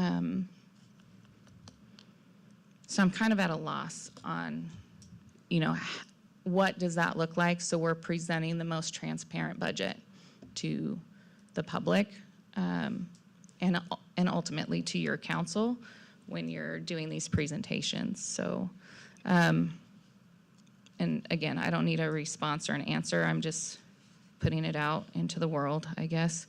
The other thing that I had a question on was the project that's on 6th Street between Sierra and Valley View, north side, the shopping center. Like, is that in the budget projected for this year, or are they a little behind, or what's the status on that project? The developer is coming in with a phased approach to their project. So Okay. they'll build the front pad and full site improvements, and then they'll leave finished pads remaining as they get new tenants. But they are moving forward with the first phase Okay. right now. So if you had to project a timeline, and again, I get it, there's a ton of stuff that impact it. When will people driving by see things changing on that Yeah, lot? the first phase and the first pad should be able to be constructed within the next fiscal year Okay, and fully registered. How soon they get other tenants and then develop the other suites is yet to be seen. Yeah. that's fair.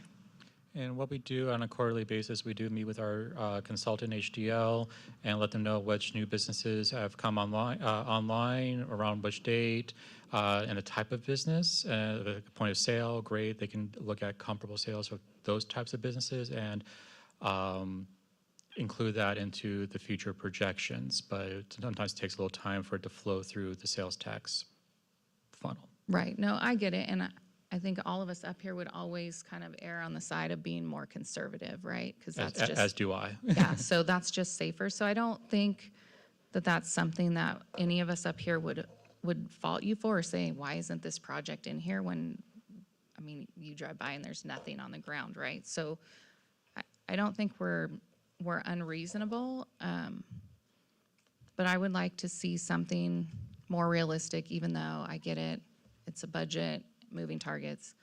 You do the best you can. Just let's be as transparent as possible. So, like in my mind, we're coming back with a 1.8 deficit, not a $300,000 deficit, right? Ultimately, because we took some money out of the savings account, right? Correct, which mitigated. So what was approved by council was a quote-unquote balanced budget using a transfer from another fund. My favorite, balanced budget. Yes. Yeah. That didn't, based on the expected results, didn't come to fruition. Right. So we're having to dive into the fund balance by $300,000 because of using some funds from reserves that were from one-time projects for initiatives. We can, in subsequent workshops, present the data differently Yeah, and I think. to make it more transparent and more understandable to, instead of having to dive into the book and dissect it. We'll present it in a different fashion, make it more clear. That would be appreciated. So, well, I'm going to go back over here to Bowen first because he said he might have another question. Did you remember your other question? Yeah. Okay, perfect. This is something I'd like to look in since we have the attorney and all you guys. Not being a tax, but being a fee, can we establish, and I'm going back to what I said about permits, can we have a fee like we have a hotel fee for apartments? So a fee is to recover the reasonable cost of providing the service. Development impact fee is different standards. So we can have fees. It just has to be for providing services, either reviewing processing the application Yeah. or some kind of a service we provide to the apartment. I mean, once we get through with the budget, is there any way we can look into that as far as the permits to be able to charge more for permits for apartments, if it's possible? And then also for adding a fee like we do in apartments. That's going to be a development impact fee. We had a gentleman just talk about a development impact fee recently, and it was brought up, and I'm hoping he bakes that in, that the fee should go up for apartments because there's closer living quarters and where people tend to live per square foot. And I think council gave that direction. I think he understood it, and I believe he's going back to the drawing board to take care of that request now. Yeah, well, that was just my inquiry. It's a good inquiry, and I think the consultant agreed with you. Yeah, so for the apartment development impact fee, that is being updated into the model based on feedback from council. With respect to other user fees relating to that, that can be explored when we do the next user fee study 4 years from now. But I'm going to make a note that that is included when we do that study, because doing an independent study right now would be costly. On that one item, we tried to lump it in one big activity to mitigate cost. But progress will be made on your inquiry. It's being made on that in the development impact fee portion of it now. On that portion, yeah. Two-part question. One's for the building fees, and the other one's for after they're done. Yep. An extra, yeah. Yep. And we'll make sure that that gets noted on the next cycle, and also is getting noted now. Councilmember Newton. Almost forgot. I think part of that with the fee study was looking at like a CFD for public safety on developments. And I think we had a recent Our development largest that did impact. So just on the mayor's comment, I'm not as eloquent as her, but my feeling is this: last year we projected a $1.5 million deficit. Turned out to be a 1.8. This year you're projecting 2.5 deficit. So in the look at it this way, in the last year and this year, we're going to go down $4 million. At some point in time, if you lose a couple of $1 million every year, you will go broke, okay? You can bring back different categories. You can do this, you can do that. I'm telling you, you need to make some cuts and get something that's reasonable. And I don't like to be presented with, okay, here you go, it's another $2.5 million, and we'll just take it out of reserves. At some point, those reserves are going to run out. The long-term plan, as kind of touched on in the budget priorities, was to explore some revenue funding initiatives to combat this in the long term. So the reserve is intended to be short-term, and we would explore means in the near future to increase revenues to help mitigate some of those cost increases that we're seeing. That are So go back to that first term that you used. Repeat that. What you just said. revenue funding initiatives. Revenue funding initiative, right? Correct. So that sounds like a tax.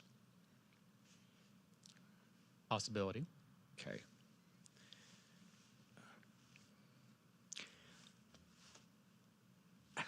In government speak, it is a tax. Thank you. We would strategize and present options to council. We would not proceed without your Okay. blessing, of course. And Kevin has a question, and then I do have one more follow-up, maybe two. The trainings that Greg was referring to, are those, because they were mainly law enforcement that he was referencing, would that be, does that help us in terms of liability? I mean, are those things that if we make sure that training's in place, and I like the idea that maybe we begin to negotiate the fact there's a substation, but some of these trainings, are they really necessary to protect us? To say, no, we did this, this, this, and this? One of the benefits of having a contract with the county is that they handle the liability portion of it.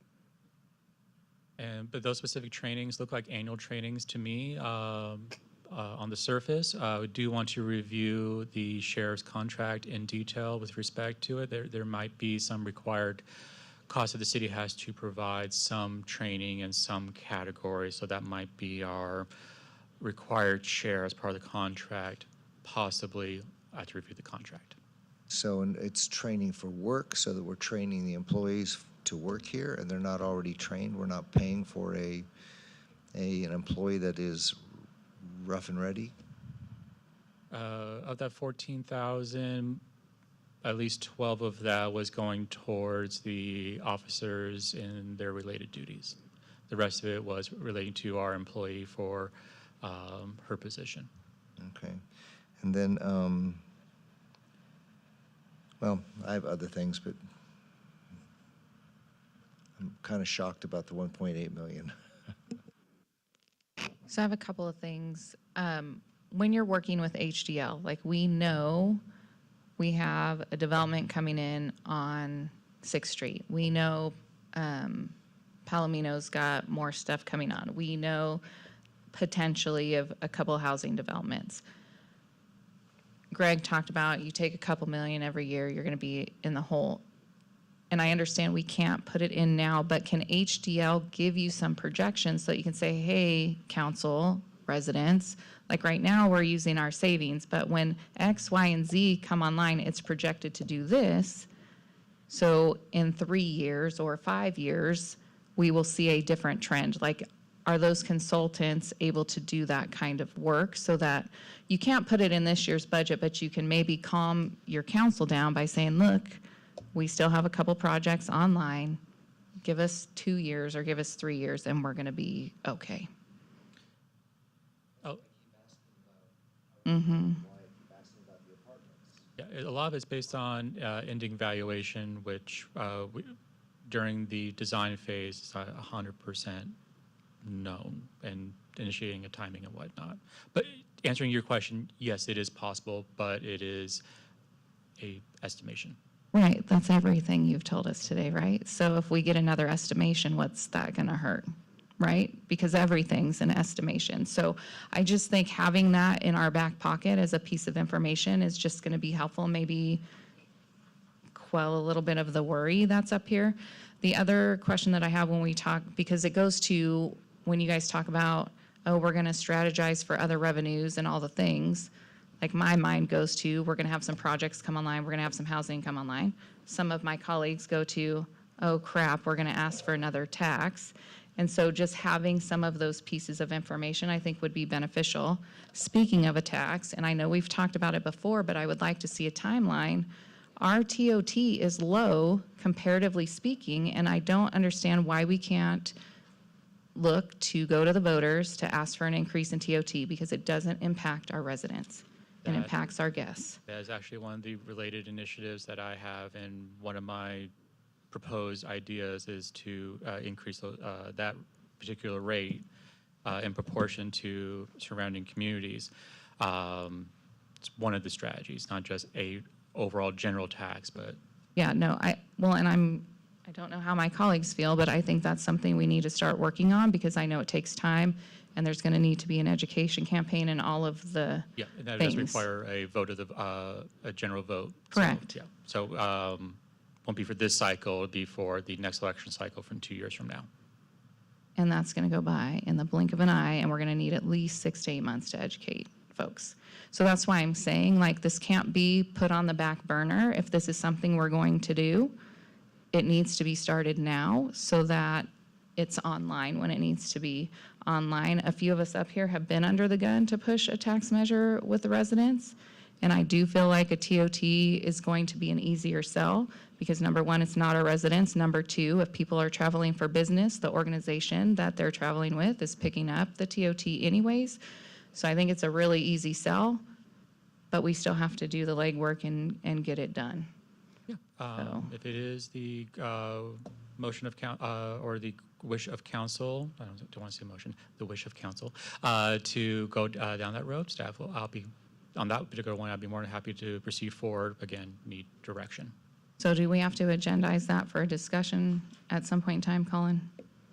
I To think give so. direction? We should, yeah, it's big item, should have some official council direction for staff to Okay, take so on. if, I'll ask for that at the end of the meeting this evening then. No, not at the end of the workshop, at the end of the council meeting. Yes, Fia, you have another question. Can we get a list or a breakdown of all the meetings and education and conferences, just so we kind of get an idea, please? Thank you. Okay, are there any other questions from council?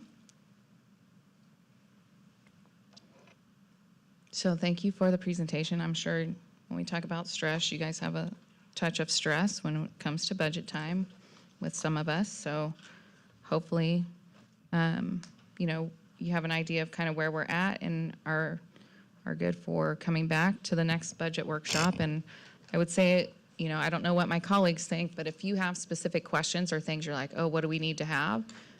I don't think it would be out of line to reach out to council members and see what questions are ahead of time either, so. Yeah, we did take notes as we go in. We have our list that we'll strategize and getting a response to you. Our next workshop is scheduled for next Tuesday at 4 o'clock, which will be followed on most of the items. If not, some of them will be responses through email based on some direct questions that we'll provide to all council members. But then that's also where we will be doing the first round of the CIP budget. Okay, thank you very much. And so with that, we are going to ask the city attorney to read our closed session items into the record, please. Thank you, Madam Mayor. Going into closed session on conference with legal counsel, anticipated litigation, 4 initiation cases, conference with real property negotiators regarding the Jacobson property, conference with labor negotiators regarding NGEA, and public employee performance evaluation city manager. All right, thank you. We will adjourn to closed session.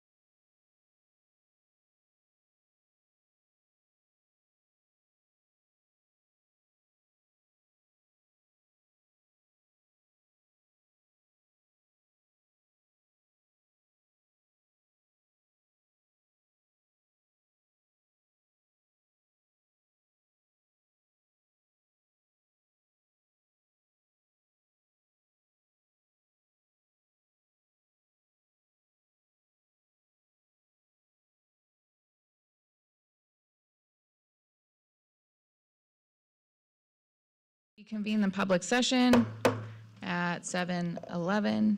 At this time, we're going to have the city attorney report out from closed session, please. Thank you, Mayor. Council took 2 reportable actions. There was a 5-0 vote to institute code enforcement litigation at a property at 6617 Street, and a 5-0 vote to institute code enforcement litigation at a property on Broken Arrow. Otherwise, council heard the rest of the matters, and there was no reportable action, except that council did not hear 2 additional initiation of litigation matters. Those were continued to the end of the meeting. All right, thank you, sir. I'd also like to bring to the attention of our audience that we do have an agenda item change. Item 5A, the proposed demolition of Building 509 on the Naval Weapons Station Norco campus, will be heard at another meeting. There's been a scheduling conflict with the Navy, and they want to be present for the presentation, so that will be moved to another agenda. So with that, I would like to have Chaplain Ball come up for our invocation, and then if you'll stand for that and then remain standing, we'll have the pledge with Mayor Pro Tem Bowen.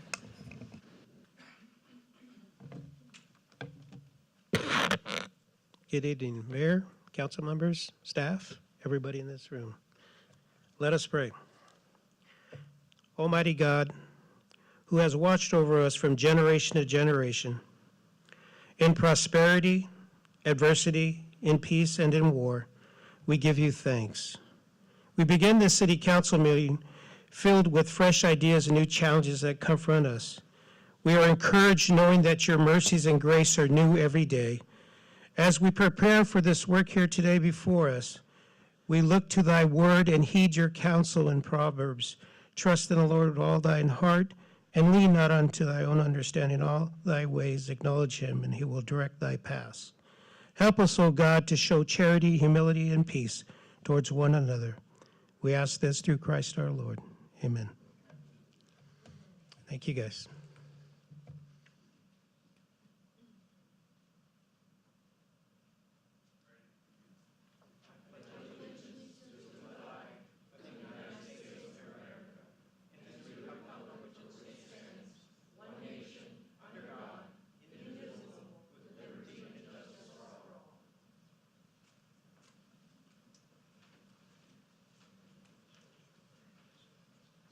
All right, thank you. At this time, we're going to go to item number 1, which is our city council reports on regional boards. We will be starting with Councilmember Bash. A little bit about the SCAG conference, Southern California Association of Governments. I don't know, I was very disappointed in it. There were very few seminars to go to, and the good news is we were able to really connect with some of the other cities, so that was good. Did our voting, but a very interesting thing happened. The head of housing, the woman that basically runs the whole thing, got up and told us what wonderful partnerships we had, and how everything was working so well and how successful it was. And the more she talked, people just kept leaving. All the elected officials, just until finally half the room was gone. They just walked out because she was so full of it. The truth is we're furious about it.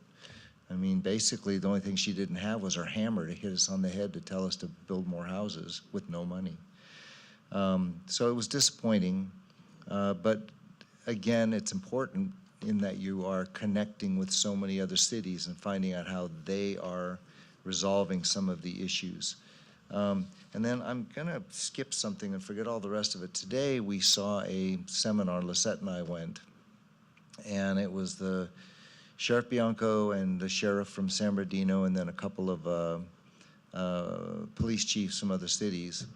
And one of the things that was really interesting, and I want to talk to Jessica about it, and I talked to Lisette about it, is there's a move to get rid of technology, because like the flock system and different things like that.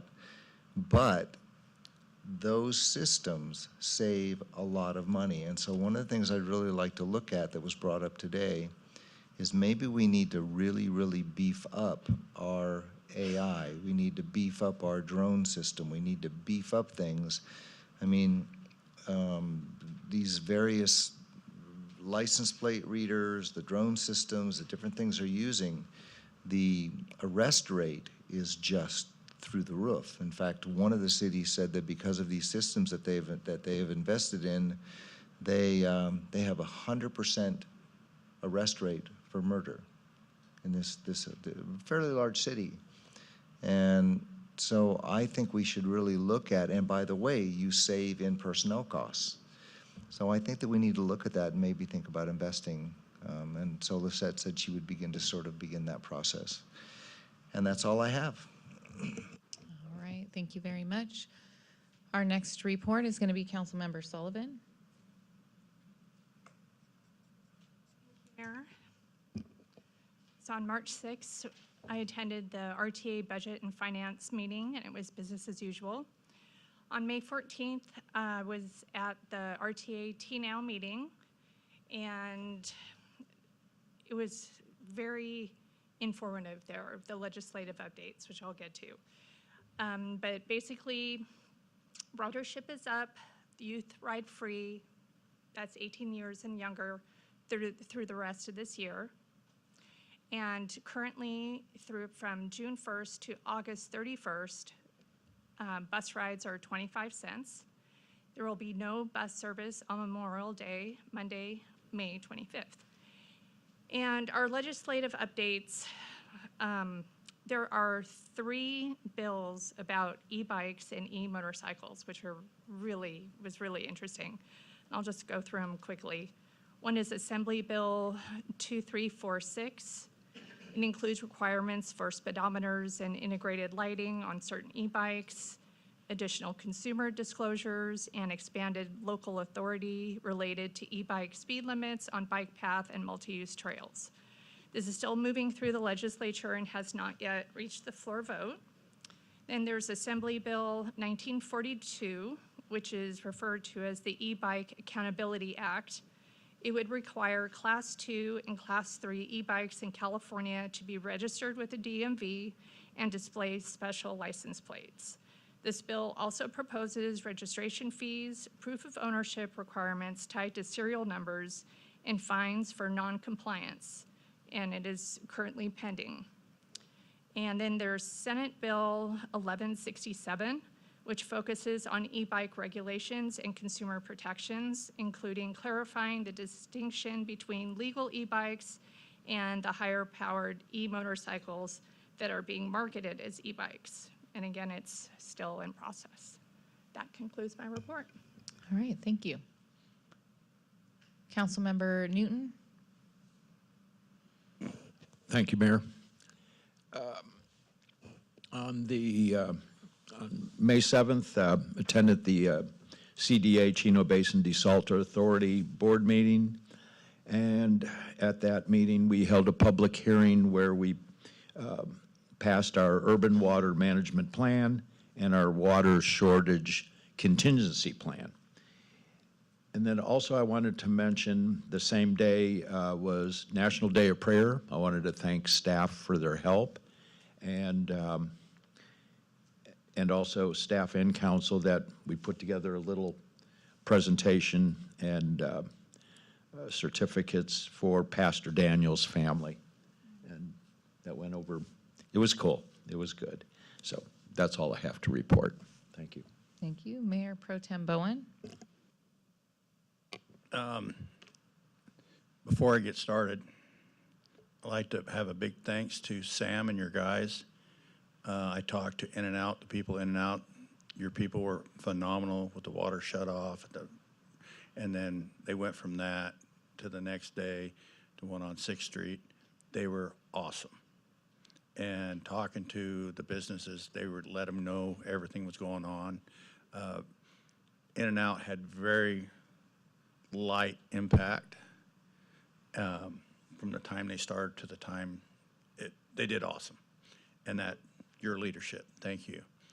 And then with the fire, the sheriff department and the fire department and animal control and public works, from our leadership, from Lizette, thank you. They were phenomenal. I think our fire department saved Norco this time. So it was looking pretty bad for a while. With that all being said, Southern California Associated Government. It was my first time going, but I did make contacts with the Hemet mayor and the city manager, Ukaipa, and they love the ideas about our volunteer programs. And I'm going to have a meeting with the mayor of Ukaipa and the city manager and their number 2 lady, I forget her name, but of starting a fair, real like we have in the same way with Hemet, because we have the model program in Norco, and that's from our volunteers to the city and how well they mesh, and explain to her that our volunteers actually make the city money. I mean, or at least pay for our people to go out and, you know, take care of the facilities. Because a lot of these cities just throw money out and hope it does well. And with all that being said, I'm going to sit down with them and talk to them how to start their own programs. And when I do that, I'm going to reach out to some of the other volunteer groups and have them sit in with it so we can get them starting another Hemet Fair. Because Hemet Fair went from Hemet to Paris, and now there's nothing in Hemet. When I grew up, we all went to Hemet Fair. Ukaipa's never had one, and they're interested. And we're going to start them off slow. And then the volunteer dinner, city staff, you guys did an awesome. Thank you so much. It was good to see everybody there and the amount of hours that everybody was putting in. And I also want a big thanks to the civilian volunteers for the fire. They were there. I mean, they were just like Johnny on the spot. Boom, they were up there helping setting up. And I was out there with them. And the upset people and towards them was just phenomenal. And they were perfect. They were answering questions. They were polite. These people were very mad because they couldn't go from point A to point B. Now they had to change their directions, and it's like they didn't know where to go. But they did a phenomenal job.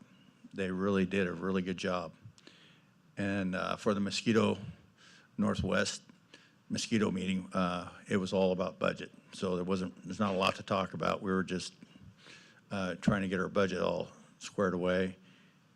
With our director is being deployed right now, and he's a reservist out of the Air Force. So we're trying to work with him via Zoom, and it's actually working out pretty good. But nothing to report on that. Thank you.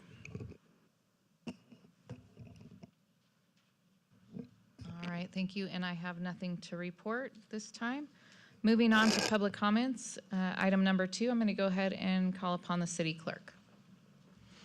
This is the time when persons wishing to address the presiding governmental body regarding the consent calendar or other items within the subject matter jurisdiction of the legislative body, but not separately agendized, may be heard. Please submit a speaker card to the meeting clerk. Please limit comments to 3 minutes or less. The Ralph M. Brown Act limits the governmental body's ability to respond to comments on non-agendized matters at the time such comments are made. The governmental body shall not discuss or act relative to any public comments on non-agendized matters. And do we have any cards? Madam Mayor, I have no written communications. I have 4 speaker cards. Okay. 5, I'm sorry. Starting with Berwin Hannah.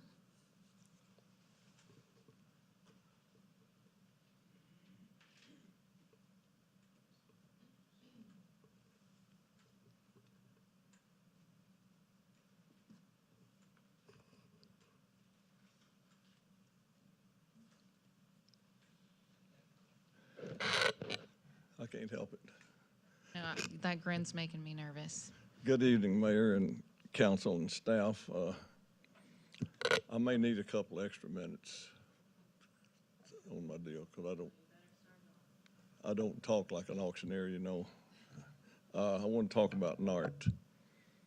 I think that it's been 14 months since we had training, and I think that's a little bit too long with an organization like that.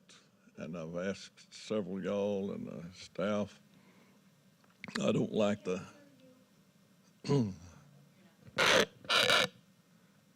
I don't like the answers I've got because they don't make sense. When you have an organization like that, you need to train, and we had a good program training once a month and has for years. And through the training program, we also teach safety. And I think we've been operating for 22 or 24 years and never had one of our members get injured, nor did we injure an animal while we were rescuing them.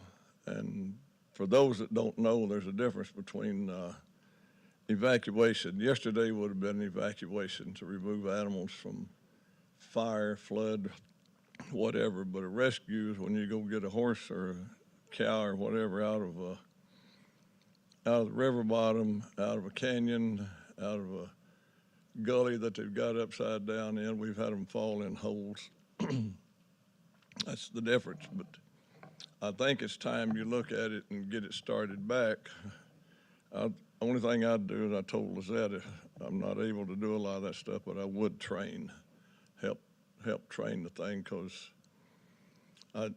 one of the excuses that bothers me is you had an investigation going up at the shelter. I don't know what that has to do with training NART. I mean, as far as I'm concerned, the shelter's been a cancer in this town ever since I've lived here. There's always been something screwed up there. But it shouldn't stop us from training. And I don't like rumors.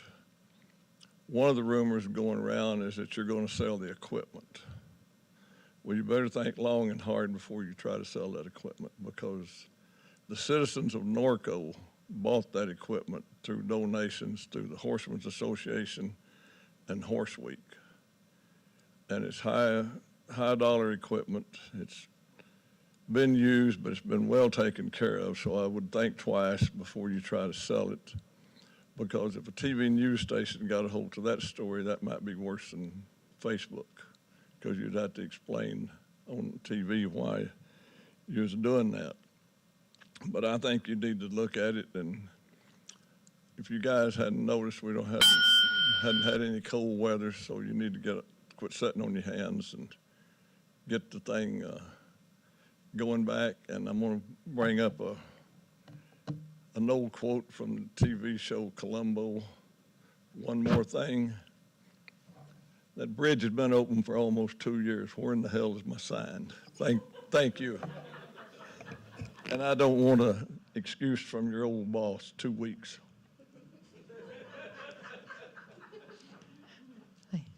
All right, next speaker. Terry McCauley.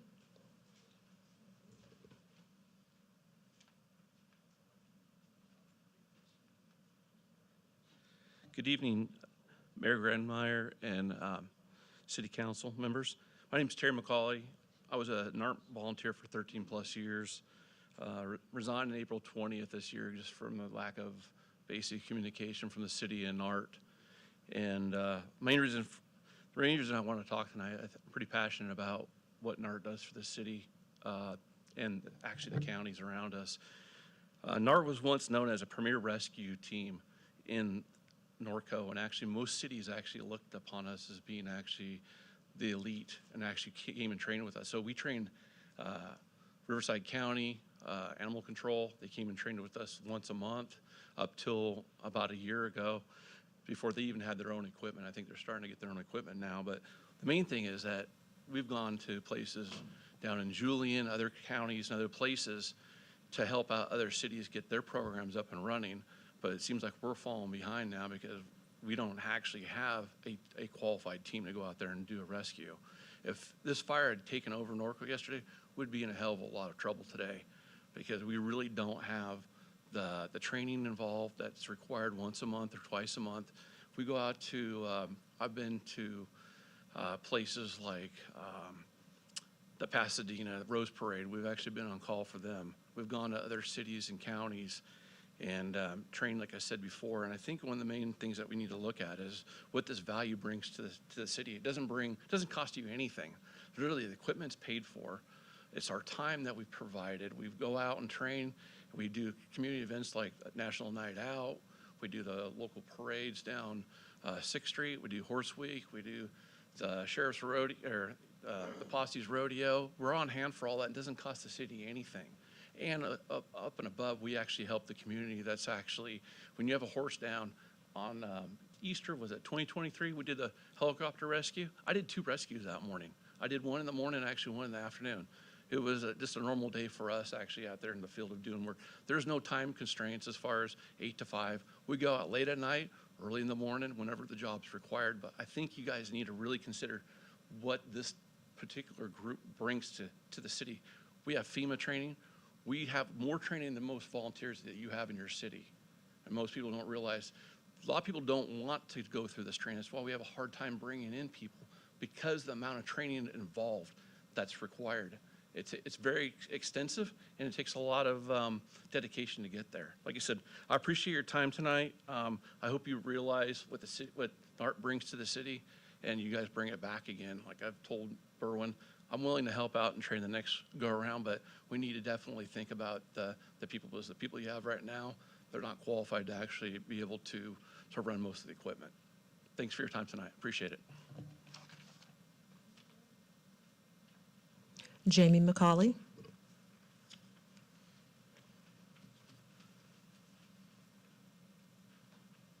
Good evening, Mayor Grunmeyer and members of council. I'm going to read from my script because I'm a bit nervous, but I'm Terry McCauley's wife. I'm also a former NART member. I'm speaking tonight as both a concerned resident and former member of NART. I resigned on April 8th because for more than a year there was little communication, no clear team leadership, and no meaningful support from the city, animal control, or CAL FIRE. As a result, experienced members have left, and with that went critical training and rescue knowledge. I have been on several significant rescues, one of which was a helicopter rescue, and know firsthand how important the team is. Norco is known for its equine lifestyle. A city with this identity should not allow its large animal rescue capability to disappear. When trained volunteers are lost and the public no longer knows whether help will be available, in an emergency, that is not just an organizational problem, it's a public safety issue. I have heard rumors of NART being disbanded, which I hope are false. As you know, Norco is considered the top horse city of Southern California based on the concentration of horses, citywide zoning, and infrastructure and the trail systems. I understand the city has many serious challenges ahead, including the Edison overhead power line fight, but animal rescue must remain a priority. The threat of fire as a result of the Edison overhead power lines should make the city want to revive NART as soon as possible, especially during the fire season. NART members have their FEMA certification, so not only can they assist in an animal rescue, they can also be available for other city emergencies. While NART has fallen apart, other cities and counties are or forming volunteer-based animal rescue teams, which do not have the concentration of horses and livestock that Norco has. Such cities and counties are San Juan Capistrano, Huntington Beach, Orange County, Riverside County, LA County, San Diego County, Ventura County, San Bernardino County, and Santa Barbara County. I urge the City Council to act now, appoint a person to lead the reorganization of NART, restore training and coordination, and provide the residents of Norco with a clear, public, measurable timeline for its return.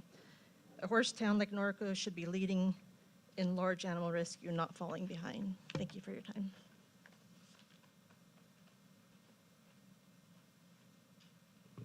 Sukhbir Gill.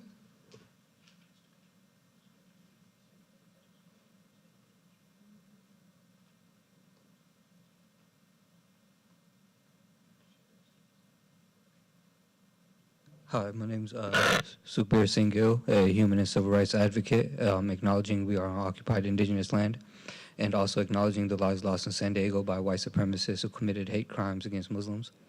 I am running for Riverside County Supervisor in District 2 with the chance to represent Norco.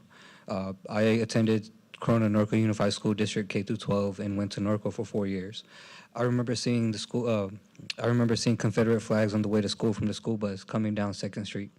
I'm getting hundreds of racist comments on my Facebook as a candidate. One specifically from someone who claims to be Riverside County Sheriff Scott E. Thompson, badge number 6097. He posted himself.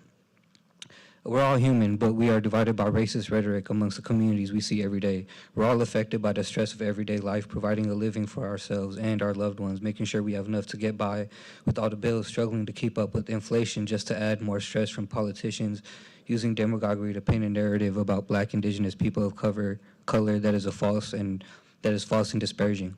I wanted to really address the traffic issues at 6th Street and Hamner going south to make a left to get onto the 15 South Freeway, and how traffic backs us up at a green light to where I was even in a car accident making that left turn on the far left lane before someone cut me off. That was stopped at that green light, causing me herniated disc where I required 2 spinal fusion discectomy on my cervical spine. But I'm reminded again of how communities like mine as a Sikh and those of my friends who are Muslim and or Black, Chicano, AAPI, of how we have to navigate through a country that constantly reminds us they hate us while trying to fix these issues at the same time. And to address the meeting today, to address the housing, there isn't enough revenue in this country for the amount of expenses we have.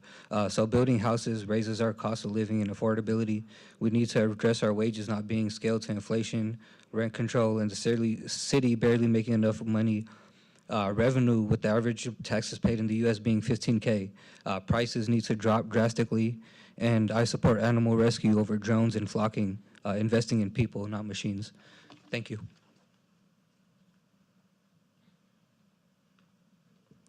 Cheryl Talejano. Thank you for getting that right. Most people don't get it right. Hello. I'm here basically, I am part of the Norco Citizens Patrol. And, excuse me, I'm concerned, as is a lot of my colleagues at the patrol, is the traffic fines. I've had deputies tell me that they will refuse to write tickets for speeders because it's not worth it. The fines are so low, and if they get called to court, they spend a day in court, and the fines don't qualify or support sending a deputy to court for a day. I also believe that if we looked at raising our fines, that if people coming through here on 6th and Hamner would know that our fines are significantly more than what they are now, that they may start to slow down. I've had a gentleman who had an RV that literally told one of our CSOs that rather than put his RV in a storage lot, that she could write him a ticket because the ticket was cheaper than going to a storage lot. So it's like, and like he said, on 6th and Hamner, my partner and I were in the left turn lane, and we've had cars literally standing next to us that make the turn on a red light, and we're sitting there in our sheriff's volunteer vehicle, and they just go right through the light. We've had a couple try that almost hit us a couple of times. So it's like, I think that maybe if we could look at increasing the fines and making it known that we're going to go after people that are speeding, then maybe we can slow some of our traffic down. And that's all. Thank you.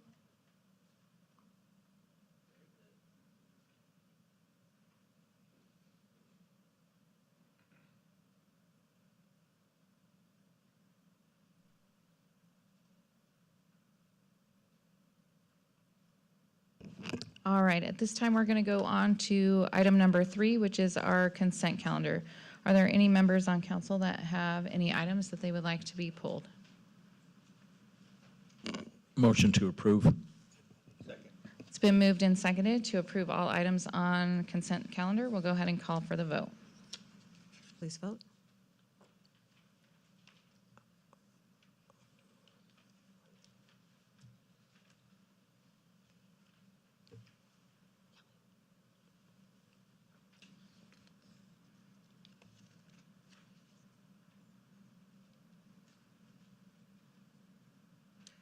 I'll take a verbal vote.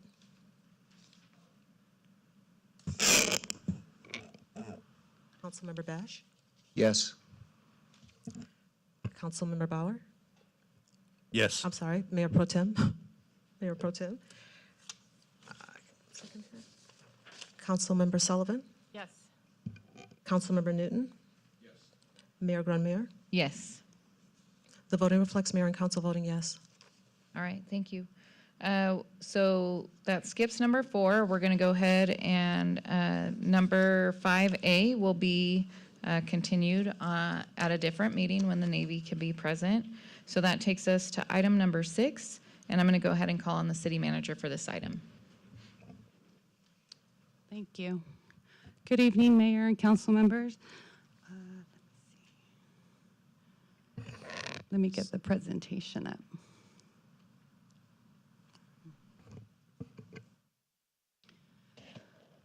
We're here to discuss item 6A, access to state and federal summary criminal history information. This item would authorize the City of Norco Human Resources Division to access state, local, and federal criminal history information. This would apply for when someone is seeking employment, volunteer, or independent contract work would get a background screening. And also to codify our a new chapter called background checks in our current Norco Municipal Code. Part of the process is applicants must submit their fingerprint images to the California Department of Justice for state and federal background checks, and that would include the FBI review. It also provides authority to receive state and federal information through both DOJ and the FBI. The first step is DOJ has confirmed and reviewed our draft resolution that meets their requirements in order to move forward. As next steps, DOJ requires a council-approved resolution before federal screening is permitted. If approved after adoption, the resolution is transmitted to the DOJ, and they forward it to the FBI to seek final authorizations for the city to be able to get the federal criminal history. And with that, I recommend we conduct the public hearing, adopt Resolution 2026-37, and conduct our first reading of Ordinance 1142. And I will answer any questions you may have. All right, thank you for the presentation. Does council have any questions of staff? Mayor Pro Tem Bowen. As far as right now, what's the difference between this and what we got going right now? Is it just a continuance of what we have? So currently, with our account that we have for our employment, we only have the California DOJ information. For our volunteers, we have both DOJ and federal. So this would bring all of them, both employment, volunteers, and our independent contractors to the same level. So right now, the volunteers are more scrutinized than our employees? Correct. Okay, that's where I was going with it. Thank you. Other questions? Excellent. At this time, I'm going to go ahead and open the public hearing. Are there any public comments on this item?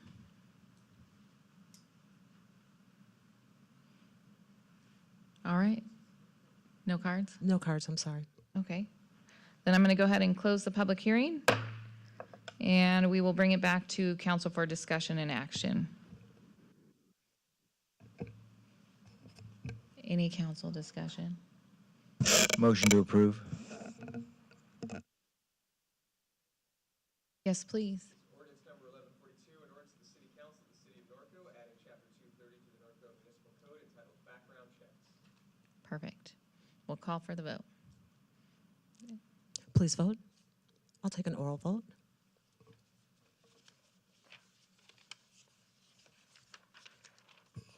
Councilmember Sullivan?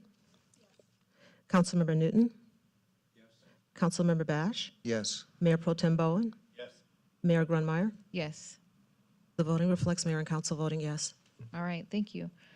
Item number 7, it's city council and staff communications. So city staff over here, anything? City staff over here, anything? City attorney, No communications, thank you. public safety in the back, anything? No? City manager. Just a reminder, tomorrow we'll be having at the senior center, they will be having their senior prom, so it'll be fun to go and enjoy. All right, very good. So bringing it up here to council, Councilmember Newton.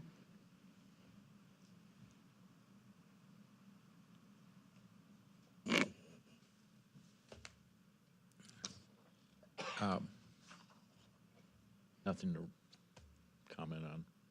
Well, maybe I should. Turn your microphone on, so. It is on. Let's go. I know the council, we all met with staff regarding NART, our animal rescue team. Can we develop a plan on how we can move forward on reorganizing?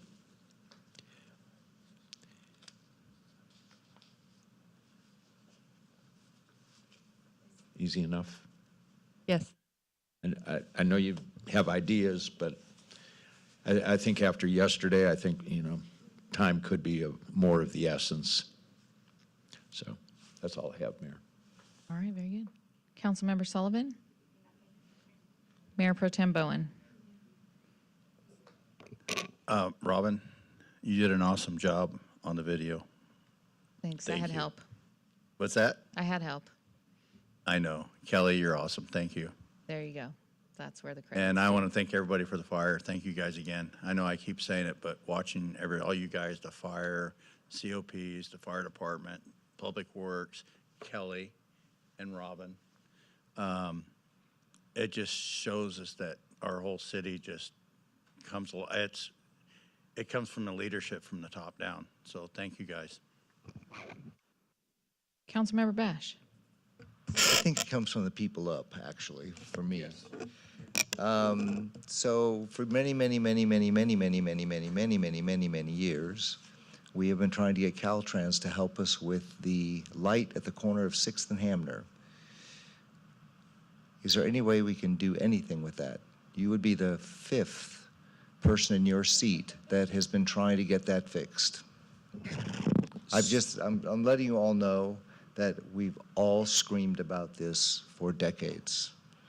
So right now, we're working on trying to establish a dual right turn lane onto southbound Interstate 15. If I can see the finish line, it's right there. We've actually submitted a couple times. They're asking for a traffic control plan for some reason. We have a couple questions between the consultant and Caltrans, but I'd say we're like 85% there. And then if that goes down, we're gonna do the same thing to 2nd Street. Word of advice to any would-be politicians, number 1 is Edison, number 2 is Caltrans, the 2 agencies we hate to deal with the most. Traffic fines, my understanding is that the state mandates what we can charge. We can't just start charging more. I wish we could. I'd love to do it. And I hope I don't have deputies that are not doing what the vast majority of deputies I know, saying things like, I don't want to write tickets. I know we have deputies that write tickets and we want them to. Temescal and 3rd Street, where 3rd Street feeds into Temescal, there's a really dangerous situation in that, one, I wish we could put a stop sign there, but there's a huge bush so that when you come up 3rd, you actually can't see oncoming traffic. So going west on 3rd Street feeds into a T intersection on Temescal. I wonder what would it take to put a stop sign there. I know it would back traffic up, but the problem is, or somehow make it so that, or at least help the visibility. And then a resident contacted me, and he also wondered, and I don't know, Robin, you might know more about this. It's one of the few places in Norco where we have a sidewalk that ends at the state-controlled Norco High School. Then it becomes dirt, and then it picks up again at the state-controlled or district-controlled intermediate school. And one of the things they brought up is the fact that it becomes a dangerous situation for walking on that side of the street. I'm not an advocate for sidewalks in any way, shape, or form. I'm just putting it out there. But at the very least, I do think we need to do something about that corner, and at the very least, trim that tree, because I really don't want somebody to get hurt. Absolutely, we can take a look and see if it's private or public. I know there's some encroachments on the east side of that road. I know one of them's got chain link or barbed wire on top of it. So wasn't going to mention that. Yeah, we can look at it to at least establish a larger parkway, so we have people further away from the edge of roadway when they're, walking up and down that road. I mean, because you got hundreds of kids walking there all the time. Absolutely. And then in terms of the NART, I totally agree with you. I think that we've been talking about it, and I think there's a lot of ideas floating around, and it's been something that's been a lot of discussion, but I think you're right. I think we need to put a timeline to it. And then last but not least, I want to thank you, Amanda, for Memorial Day. Your staff has just been stellar. Back in the day, we were having to put those things on, and now Amanda's taken it under her wing. We're putting 2 new people on the Wall of Honor. We've got everything's together. The only thing we're going to be missing is the darn flyover. But if you want to see a city that honors their heroes, come out to that. And again, Amanda, personally, I really thank you for organizing that. We have singers, we've got bagpipes, we've got rifle teams. We do it right. So thank you. That's all I have, Madam Mayor. All right, perfect, thank you. I'm gonna guess this is a Sam question. Berwin hit me up too the other day about the sign. What's it gonna take for a sign? For a bridge? So we've been looking about where we could possibly put it. There are a significant amount of utilities in that way where it would prevent certain types of signs. I know that it hasn't decided what type of sign it's going to be. If it's going to be something like the Norco Memorial, the Norco Monument sign that is at North Drive and Hamner, or is this going to be a pole sign with 1 post, a pole sign with 2 posts, how big it's going to be? So those are the questions that we kind of come up with to understand where the best spot to put it in, but we have a kind of a general consensus where we want it. Put it in Eastvale.